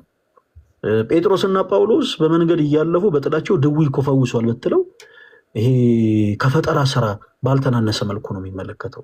ስለዚህ ምን እናደርግ? አሁን ምን እየተጠነቀቅን ያለ ነው? ለዛ ነው እሺ ብርሃኑ አንተ ቅድም ስንጠይቅ ምን አልከኝ ብርሃኑ? ትክክል ነው። እኔ ግን አሁን ሃይማኖት አምላክ እንደሌለው ሰው ሳይሆን አምላክ አለኝ ያምናለሁ። ግን ሃይማኖት ግን ቅድም የተናገርከው ላይ ቆይ ብርሃኖችን አንድ ጊዜ ቅድም በመጽሐፍ ቅዱስ አታምንም አይደል? ስልህ አላምንም ብለህ ነበር። አሁን ስለ መጽሐፍ ቅዱስ ታምናለህ ወይስ አታምንም? አላምንም። በመጽሐፍ ቅዱስ አታምንም። በጣም ጥሩ። አሁን ይሄ እዚህ ላይ ነው እሺ ምን ቆሞ ነው እናንተ ይኸውልህ፣ በመጽሐፍ ቅዱስ አታምንም ግን አምላክ አለ ብለህ ታምናለህ። ትክክል። ኦኬ አምላክ እንዳለ ፕሩፍ ያደረግከው ወይም ያረጋገጥከው በምንድን ነው? አሁን እሱን ብቻ መልስልኝ። እሺ ነገር ያለው አምላክ መኖሩን ያረጋገጥኩት በመጽሐፍ ቅዱስ ወይ በሌላ እምነት መጽሐፍ አምላክ መኖሩን ለማወቅ ግዴታ የሆነ የሃይማኖት መጽሐፍ አስፈላጊ ነው ብዬ አለም። የሃይማኖት መጽሐፍ አስፈላጊ የሚሆነው አምላክን በስም ለመሰየም ነው። እግዚአብሔር ነው ወይ አላህ ነው ምናምን ብሎ ለመሰየም የአንዱ ሃይማኖት መጽሐፍ ያስፈልጋል። አምላክ መኖሩን ለማወቅ አሁንም ቆይ ብርሃኑ ይኸውልህ አትበል እንጂ ብርሃኑ እስካሁን ጥሩ እያወራን ይኸውልህ። ለምሳሌ ጣዖትን ወርሺፕ የሚያደርጉ አማኞች አሉ እና ለሚያመልኩት ጣዖት ያስቀመጡት መጽሐፍ የላቸው። ለምሳሌ ዳጎንን ያመልኩ የነበሩ ሰዎች ለዳጎን የቻፕተር እንደዚህ ቁጥር እንደዚህ ምናምን ብሎ ያስቀመጡት መጽሐፍ ኖሮ አይደለም ዳጎን ብሎ አምላካቸውን ይጠሩት። መጽሐፍ መሰረታዊ ነገር ነው ወይስ አይደለም የሚል ሰጣ ገብ ውስጥ አይደለም ከአንተ ጋር የገባ ነው። ይኸውልህ አምላክ አለ ብለህ ታምናለህ ወይስ አታምንም ስንል በሐልዎተ እግዚአብሔር አምናለሁ አልከን። በጣም ጥሩ። ግን ምድር ላይ ያሉ ስለጠየቅከኝ ነው መጽሐፍ መሰረታዊ ነው ያልኩህ። እኔ አልጠየኩም። ስለ መጽሐፍ ቅዱስ አይደለም የጠየኩ። ስለ መጽሐፍ ቅዱስ ጠይቄማ መልሰልኝ እኮ ጨረስን። በቃ የጠየኩ ጥያቄ ምንድን ነበረ መሰለ? በመጽሐፍ ቅዱስ ታምናለህ ወይስ አታምንም? አይ አላምንም አልከን። በቃ አሁን አንተ የምታምነው እግዚአብሔር እንዳለን፣ ይቅርታ ስሙ አምላክ ብለህ ነው አንተ የምጠራው። አምላክ አለ ብለህ ታምናለህ። አሁን እኔ ጠየኩ በምንድን ነው ፕሩፍ ያደረገው? ለምሳሌ ፊሽ ኪስ ላይ ገንዘብ አለ ወይስ የለም ስለው አይ አለው የለም የሚለውን ለማረጋገጥ እጁን ምን ያደርጋል? ኪስ ውስጥ ይከታል። አየህ፣ መኖር አለመኖሩን ለማረጋገጥ አንድ እርምጃ ተራምዷል። አንተ በምንድን ነው ፕሩፍ ያደረግከው? አምላክ አለ የሚለውን ሀሳብ የሚለውን እምነትህን እንደ አቋም ያስከበትን ማረጋገጫን አንድ ጊዜ ንገረን። አምላክ እንዳለ ያረጋገጥከው በምንድን ነው? እሺ መጀመሪያ ላይ ነካ አድርጌልህ ነበረ ወይ አላዳመጥከኝም ይሆናል። አምላክ መኖሩን ለማወቅ ሃይማኖት ውስጥ መግባት አስፈላጊ ሆኖ እንደኔ አይታየኝም። አምላክ መኖሩን ያወቅኩት እንዴት መሰለህ? አንደኛ ፍጥረት ዓለሙ አሁንም ስላልጠየቅኩ ነገር ነው እያወራ ያለው። ስም ማን ነው ስልህ ቅድም ነው ሃይማኖት ውስጥ ሳትገባ አምላክ መኖሩን አልጠየቅኩም። ብርሃኑ ተወዳጅ ወንድማችን እባክህን ነገሩንማ በጣም አሰልቻ አታደርገው። ይኸውልህ አሁን እኮ እኔ አንተን ለማገዝ እየሞከርኩ እየፈለግኩኝ ነው። ግን አንተን ለማገዝ ስፈልግ ደግሞ የጠየቀኝ ነው መልሼ ድጋሚ እየመለስኩልህ ነው አይደል? እየመለስክ አይደለም። እኔ ያወራሁህ ሌላ ነው። አንተ ለምትነግረኝ ለምሳሌ ለአንድ ሰው እንደው ለአንድ የታመመ ሰው አንድ ሐኪም መድኃኒት መስጠት ከፈለገ ስለ በሽታ ይጠይቀዋል። በሽታው ምን እንዴት ፊል እንደሚያደርግ ያ ሰው ይናገራል። ስለ ህመሙ ፊል ሲያደርግ ሐኪሙ ጠንቋይ ቀላቢ አይደለም። ዝም ብሎ ከመሬት ተነስቶ በቃ ይሄን መድኃኒቱ ዋጡ ብሎ አይሰጠውም። ፊቱን አይቱ ሰው እኔ የጠየቅኩ ነገር ሌላ ነው። አንተ የምትወረው ደግሞ ሌላ ነው። እኔ አሁን አምላክ እንዳለ ለማወቅ ሃይማኖት አስፈላጊ ነው ብዬ አላስብም አልከኝ። እኔ አስፈላጊ ነው ወይስ አስፈላጊ አይደለም አላልኩም። እሺ ብርሃኑ እባክህ ወደኋላ እንዳትመለስ። እኔ ያልኩ ቀጥታውን ወደ ማረጋገጫው ግባልኝ። አምላክ አለ ብዬ አምናለሁ አልከን። አምላክ እንዳለ ያረጋገጥከው በምንድን ነው? እኔ አምላክ እንዳለ ያረጋገጥኩት በዚህ ነው ብለህ መልስልን። እሺ መልሴ ድጋሚ እንዳይሆንብህ ልንገር። አምላክ መኖሩን ያረጋገጥኩት በፍጥረተ ዓለም በሰው ልጅ አፈጣጠር፣ በእኔ አፈጣጠር፣ ህይወቴ ላይ በተፈጠሩት ባለፉት ነገሮች። አሁን ለምሳሌ ፈጣሪ አለ ብቻ ብዬ ቢሆን ኖሮ ያ ፈጣሪ አምላክ ባይሆን ማይቆጣጠር ወይም ቢንግ ባንግ እንደሚባለው ተፈጥረን የተተውን ነን ብዬ አላስብም። አምላክ አለ ብዬ ያሰብኩት የሰው ልጅ አይምሮውን ማየት፣ የራሴን እንቅስቃሴ ውሎዬን ማየት አምላክ የሚቆጣጠረኝ ነገር እንዳለ ገባኝ። አምላክ እንዳለኝ በዛ ነው ያረጋገጥኩት። ፍጥረት ዓለሙን በማወቅ በቂ ነው ይሄ አምላክን ለማወቅ ለእኔ። ምንድን ነው ያወቅከው? አሁን እኮ ከቃላት ያለፈ እኮ ምንም አልነገርከንም ብርሃኑ። ለምሳሌ ፀሐይን አያት፣ ፀሐይን አይታት ምን አወቅ? ምን አረጋገጥክ እንዴ?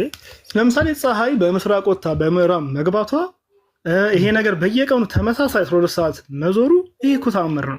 ይሄን እኮ አንድ ፍጥረት ለምሳሌ ሕፃን ልጅ ተወልዶ ማደጉ በ9 ወር መጸነሱ ተሆነ አንድ ሰው ታሞ መዳኑ ይሄ ነገር አምላክ መኖሩን ያሳያል። ለእኔ አንተ ካልተረዳኸው አላቅም ያንተን አቀባበል። እኔ ግን አምላክ መኖሩ ለእኔ ይሄ ተበቂ። እሺ ችግር የለውም። አይ እኔ ምንድነው መሰለህ ለጊዜው ምክንያት የሆነ አይደለም እንደዚህ ያልከው፣ ግን ግድ የለም። እኔ አሁን በዛ ሐሳብ እኔ አንተን አላስጨንቅ። አሁን አንድ ምንድነው መሰለህ ምን ብዬ እንድመልስ ነው የፈለከው? እኔ እንዲህ ነው የፈለኩት አላልኩም ወንድማችን ብርሃኑ። እባክህ መልስ ልክ አይደለም ካልከኝ እኮ አንተ የምጠብቀው መልስ አለ ማለት ነው። አዎ እየጠበቅኩ የነበርኩት መልስ ማረጋገጫህን ነው። አንተ ደግሞ ማረጋገጫ አይደለም የነገርከኝ፣ ማንም ሰው ሊል የሚችለውን። ለምሳሌ እኔ ልክ እንደ ኤቲስት እንደ ፓጋን ሆነ ተውን ብባል ልል የሚችለውን ነገር ነው ያልከኝ። ማለት ማንም ሰው ከእኔ ትንንሽ የሆኑ ህፃናትም በቃ አምላክ የለም እና እስቲ አምላክ እንዳለ ያረጋገጣችሁት በምንድን ነው ቢባሉ ያለ ጥናት ያለ ሪሰርች ሊናገሩ የሚችሉትን ነገር ነው አንተ የተናገርከው ነው ባጭሩ። አንተ ደግሞ በጣም ውስብስብ ነገር አይደለም አምላክ መኖሩን ማወቅ ብርሃኑ። አረ ለእኛ እኮ ውስብስብ አይደለም። ለእኛማ ውስብስብ ስላልሆነ እኮ ኦፍኮርስ እናምናለን። እኔ ውስብስብ ነው አልተረዳኸኝም። አየህ መልሱ የቀለለብህ ለምንድን ነው? አረ እኔ ምንም የቀለለብኝ ነገር የለም። ተወዳጅ ወንድማችን አንድ ጊዜ አድምጠኝ እባክህን። በደንብ አድርገህ የምናገረውን ነገር በደንብ እንድትረዳኝ ይፈልጋለሁ። ምክንያቱም የኔ ፍላጎት ለአንተ በቻልኩት አቅም እኔ የማመልከውን እግዚአብሔርን እንድታውቀው ማድረግ ነው። ያ ለእኔ ክርስቲያን የግዴታዬም ስለሆነ ማለት ነው። ስለ አቋምህ የጠየቅኩ ለምንድን ነው መሰለህ? ለአንተ ብቻ ሳይሆን ለምሳሌ ኢቭን ፕሮቴስታንት ነኝ ብሎ ለሚመጣ ሰው ቤተ እምነቱን በጣም ሲሪየስ ሆነን እንጠይቀዋለን። ለምን እንደመጣበት አመጣጥ የቻልነውን ያክል መጽሐፍ ቅዱስ ማስረጃዎችን እየጠቀሰን ለማስረዳት፣ የአንተን አቋምም ደግሞ የጠየቅንህ አንተ በተረዳኸው ልክ ነገሮችን ምሳሌ ሰጥቶ ምሳሌ መስሎ ለማስረዳት ለማስተማር ነው። ግን እኔ ከጠየቅኩ አንጻር ምን ሆነ መሰለህ? ነገሮች ላይ ምንም የሰራኸው ሪሰርች የለም። አንዳንድ ጊዜ ሰዎች በስንፍናችን አንዳንድ ጊዜ ይሄ ለምሳሌ ሰው ራስ የማጥፋት ስሜት ተሰምቶት ያውቃል። የተሰማቸው ሰዎች ይኖራሉ። ራሳቸውን ለማጥፋት የተሰማቸው ስሜት ለዛ ጉዳይ እንዲንደረደሩ አድርጓቸው ሊሆን ይችላል። ጉዳዩ ትክክል ነው አይደለም እያልኳቸው አይደለም። አንተን አይ ኖ እዚህ ላይ ያሉት ምድር ላይ ያሉት እምነቶች በአጠቃላይ ትክክል አይደሉም፣ እግዚአብሔር ቃል የሆነው መጽሐፍ ትክክል አይደለም፣ እሱም መጽሐፍ ቅዱስ ይባል አይባል ምንም አይነት መረጃ የለም፣ ተውት፣ እሱም ስህተት ነው፣ አምላክ ግን አለ ለማለት ያደረገህን ማስረጃህንና ማረጋገጫህን ግን ልትነግረን አልቻልክም። ሰው ምክንያታዊ እንድትሆን ነበረን የፈለግኩት፣ ግን ግድ የለም። ስለዚህ እሱን እንተወውና እኛ ምን እንድናስረዳ ትፈልጋለህ? ለምሳሌ አንተ የምትጠብቀው መልስ ካለ ምንም አይነት መልስ ብመልስ ፈልገውን ካልመለስ መልስ ሊሆን አይችልም። ችግር የለውም። ቆይ በዛ አንግል ካየው ግን አልፈተሽክም ነው የሚለው። እኔ ገረፍ ገረፍ መጽሐፍ ቅዱስንም ቁርአንን በአማርኛ ስላለ እሱንም ገረፍ ገረፍ አይቻለሁ የተወሰነ። አሁን እኮ የማይገናኙ ነገሮችን ነው እየነገርከን ያለው ብርሃን። ይኸውልህ ያለ ሪሰርች አምላክ ላልከኝ እኮ ነው። ይኸውልህ ማረጋገጫ የለህም። ቅድም እንዳልኩ ነገሮችን የተናገርከው ሰዎች ይሄ ሪሰርች አድርገው አረጋግጠው ይሄን ለምሳሌ በፍልስፍናው ዓለም ውስጥ በጣም ስሙ የሚጠራው ፈላስፋ ሶቅራጥስ ልክ እንደኛ በእግዚአብሔር የሚያምኑ ሰዎች ላይ እያላገጠ የሚጠይቀው ጥያቄ ነበረ። ያ ጥያቄ ምንድነው መሰለ? አምላክ አለ ብላችሁ ታምናላችሁ ብሎ ይጠይቃል። አዎ አለ ሲሉት እጆቹን ዘርግቶ በሉ ውሰዱኝ ያለበትን አሳዩኝ ብሎ ነበር የሚጠይቀው። ያ በፍልስፍና ውስጥ የነበረ ሰው በቃ አምላክ የለም ለማለት የሚጠቀማቸው ቃላቶች እነዚህ ናቸው። በቃ ካለ ሲያሳዩኝ፣ በርደኑን እግዚአብሔር አለ ብለው የሚያምኑ ሰዎች ላይ ጥሎ ማለት ነው። በቃ ካለ ያው እጄን ያዙኝ በሉ ውሰዱና አሳዩኝ፣ በቃ አሳዩኝና ልመንበት እያለ ያለግጠ ነበረ። አሁን እንደው ወደ አንተ ስንመጣ ደግሞ ብሬ አሁን አንተ እንደው አምላክ አለ ወይ ብለህ ታምናለህ? ኦፍኮርስ አምናለሁ። በቃ አምላክ አለ ብዬ አምናለሁ። በመጽሐፍ ቅዱስ አላምንም አልከን፣ በሃይማኖት ተቋማት አላምንም አልከን። ስለዚህ አንተን ልክ እንደ ፕሮቴስታንት፣ እንደ ካቶሊክ፣ እንደ አድቬንቲስት፣ እንደ ሌላ ቤተ እምነት አማኝ አይደለም የምናወራ፣ ለየት ባለ መልኩ ነው የምናወራ። ያንን ደግሞ አይነት አወራር ደግሞ እንድንጠቀም የአንተን አቋምን መረዳት ያስፈልጋል። የአንተን አቋም እኔ ሳልረዳ ዝም ብዬ በዘፈቀደ ይኸውልህ እንዲህ ከሆነው በዚህ ወጥቶ በዚህ ገብቶ በዚህ እንደዚህ ስለሆነ ነው ብልህ ቅድም እንዳልኩ ለአንተ ተረት ተረት ነው የሚሆነው። አንተ አቋምህን የጠየቅኩ ለዛ ነው። አሁን አንተ ከስንፍና የተነሳ ነው ያንን ሁሉ ነገር ያደረግከው ወደ ማለት እንድንሻገር እንገደዳለን። እንዴት አምላክ አለ አልከን? በምንድን ያረጋገጥኩ አምላክ እንዳለ? በቃ እኛ ስለኛ አስተምሮ በደንብ አድርገን እናብራራልሃለን። በምን አረጋገጥክ ስንል እንትን ፍጥረቱን አይቼ ፀሐዩን፣ ጨረቃውን እኔም አንዳንድ ጊዜ ታመሜ ስድን ምናምን ሕፃን ልጅ ሲወለድ አይገርምም ምናምን አልከን። ይሄንን በነገራችን ላይ እንደው አይምሯቸው የተነካ ሰዎች ራሱ በቀላሉ ሊናገሩት የሚችሉት ንግግር ነው።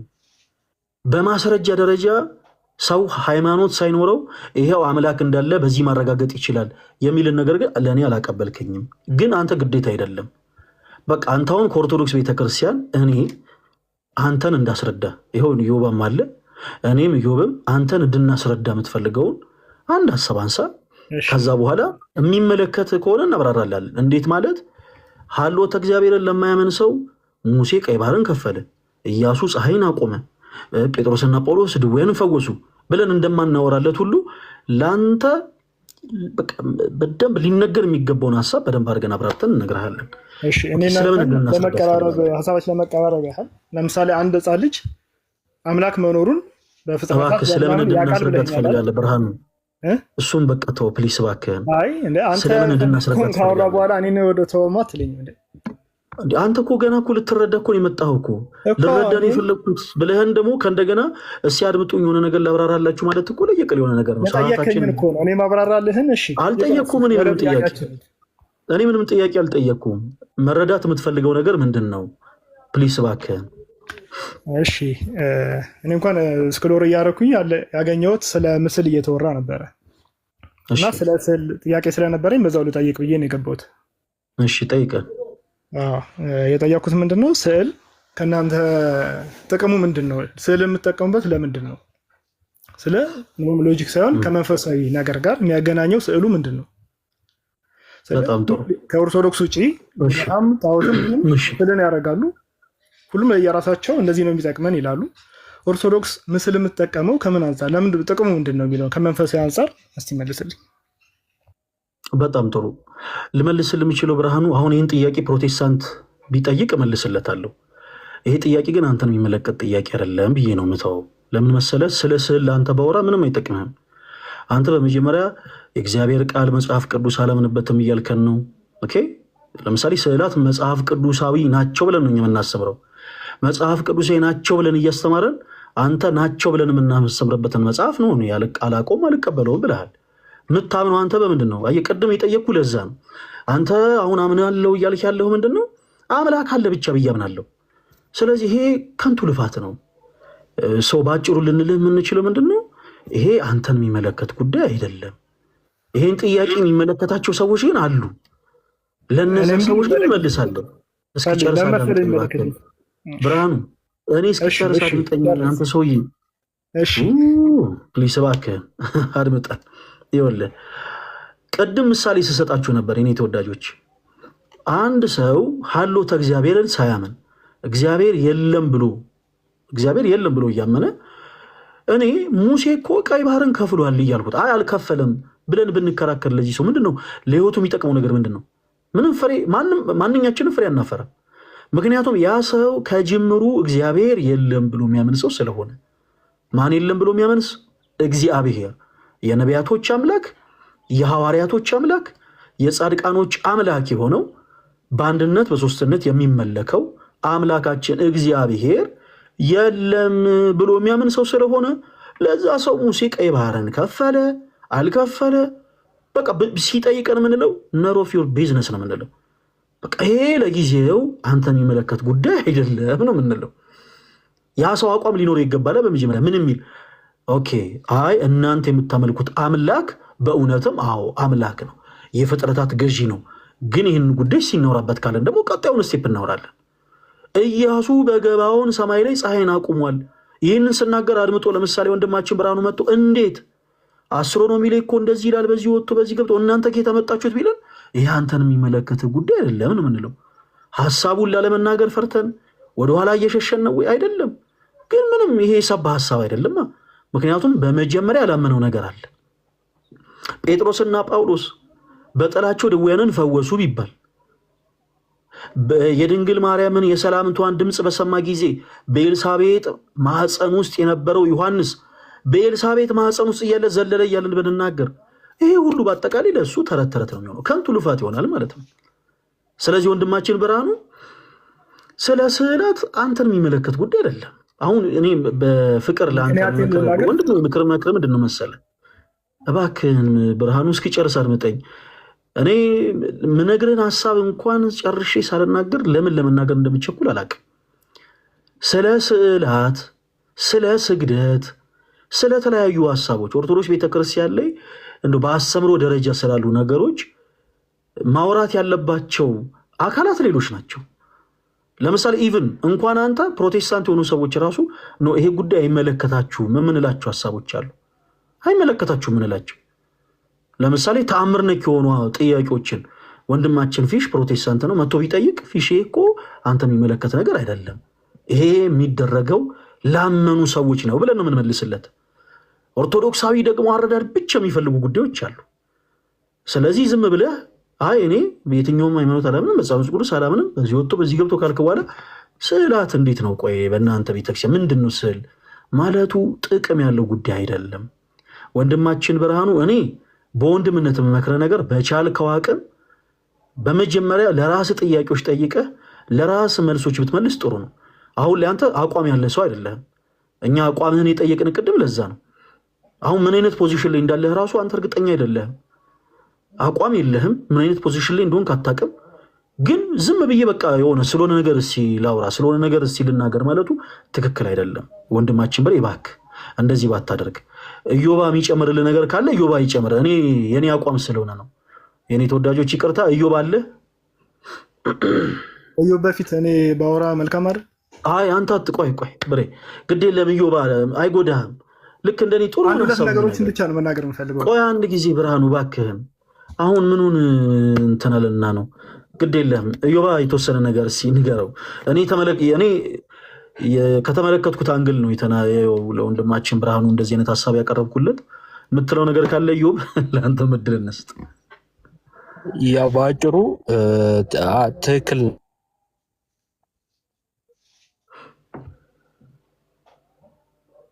ቅድሚያ መቅደም ያለበትን ማስቀደም ሲገባ ተቋርጠ ነበር። እዮብ ቀጥለው። አለ ነው እንዴ? እሺ ኔትወርክ ትንሽ ነገር በእንትን በማለት ጊዜ ማጥፋት የሚቀድመው ነገር ጊዜ እንዲያጣና በዛ መካከል ህልፈትም አለ። ጋይስ ማሰብ ያለብን ዘላለማዊ አይደለንም። ከደቂቃዎች በኋላም እንደሚገጥመን አናውቅም እና በማይሆን ነገር ጊዜያችንን ማባከን ያለብን አይመስለኝም። መጀመሪያ መቅደም ያለበትን ነገር ማስቀደም ነው። እግዚአብሔርን ሳናምን ስለ ስዕል ማውራት በጣም ሙቅ ማኘክ ነው። ከባድ ነው። ምንም አይመጣውም ማለት ነው። አይመጣውም እና እኔ ልክ ነው ብዬ አላስብም። ግን ለምሳሌ ፕሮፋይልን ስመለከት አንድ የአፋር ወጣት ምናምን ነገር ያሳያል አይደል? ካልተሳሳትኩኝ እና አመልካች ነው። የተለያዩ አካባቢዎች የተለያዩ ብሔረሰቦች የየራሳቸው ቋንቋ፣ ባህል፣ አለባበስ አላቸው። በአለባበሳቸው ይለያሉ። እንትን አለው ማለት ነው። ምንድነው ትርጉም አለው ማለት ነው። በቃ ትርጉም አለው፣ መልእክት አለው፣ መልእክት ያስተላልፋል። በስዕል መልእክት ማስተላለፍን አንተ ተጠቅመህበት ቤተክርስቲያን ማትጠቀምበት ምን ምክንያት አለ? በስዕል መልእክት እያስተላለፍንበት ነው ማለት ነው። እንደው በጣም የነፍስ ጥያቄ ሆኖብ ሳይመልሱልኝ ምናምን ብለህ ውስጥ እንትን እንዳይል ማለት ነው። ያን ያህል ግን አስፈላጊ አይደለም። ፈለገ ባለው ነው የምስማማው። ግን እቹ ምክንያት ሆና ደግሞ እንትን እንዳይባል ብዬ ነው ይሄንንም ያልኩህ እንጂ እኔ ለአንተ መቅደም ያለበት ነገር አምላክን እግዚአብሔርን ማወቅ፣ እርሱን ማምለክ።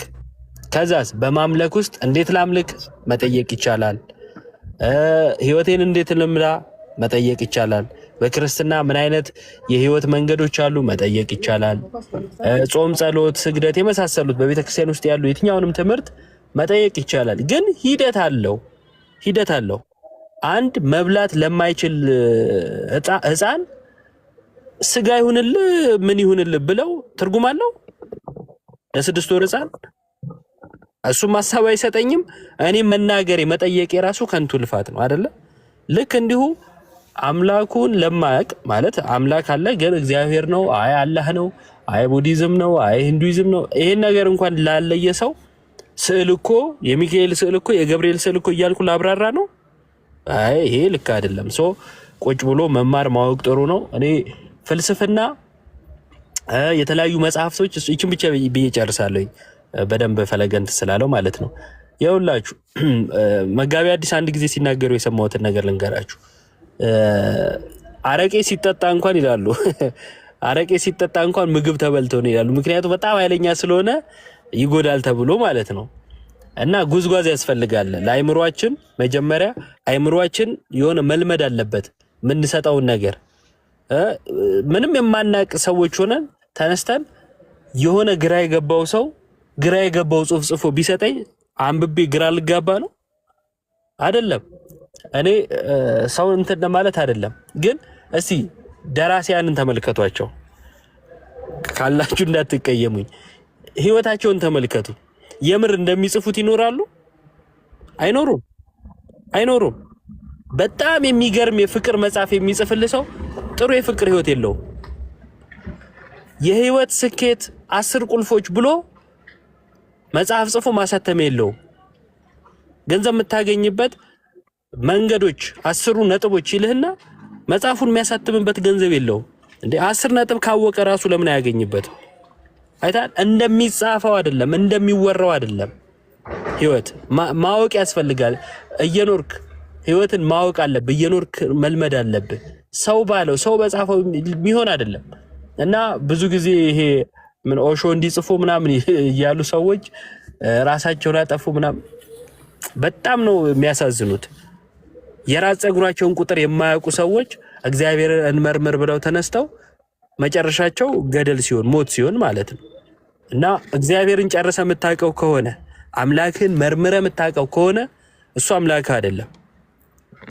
ጨርሼ ያውቀዋለሁ አምላኬን ካልክ ጨርሰ ካወቀው እኩያ ነው ማለት ነው። በእውቀት ተለካካችሁ ምን ቀረ አይደለም። እግዚአብሔርን ግን እኔ ፈለገን እስከ መጨረሻው አላውቀውም። ውስጡ ምን እያሰበ እንደሆነ አላውቅም። እውነት ለመናገር እንደዛ ነው። ለምሳሌ እየሳቀ ባየው ፈለገ እየሳቀ ነው ተደስቶ ነው ልል እችላለሁ። አዝኖም ሊስቅ ግን ይችላል። አዝኖም ሊስቅ ይችላል። ሰው የሰውን ነገር እንኳን ጨርሰን ማወቅ አንችልም አይደለም የእግዚአብሔርን ነገር። እና እንደው እግዚአብሔርን በጣም ከልክ በላይ ካልመረመርኩ ምናምን ማለት ያን ያህልም ተገቢ አይደለም።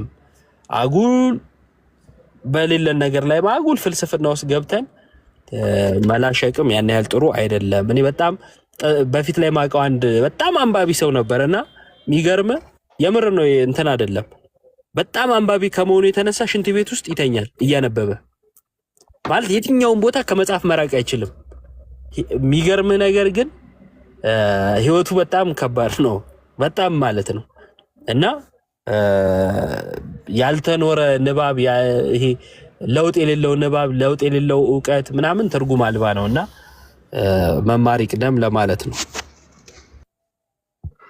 ከስር እምነቱ ሙስሊም ነው ምናምን እያላችሁ የጻፋችሁልን ነው። እንግዲህ የኔ ተወዳጆች ሰውን የግድ የዚህ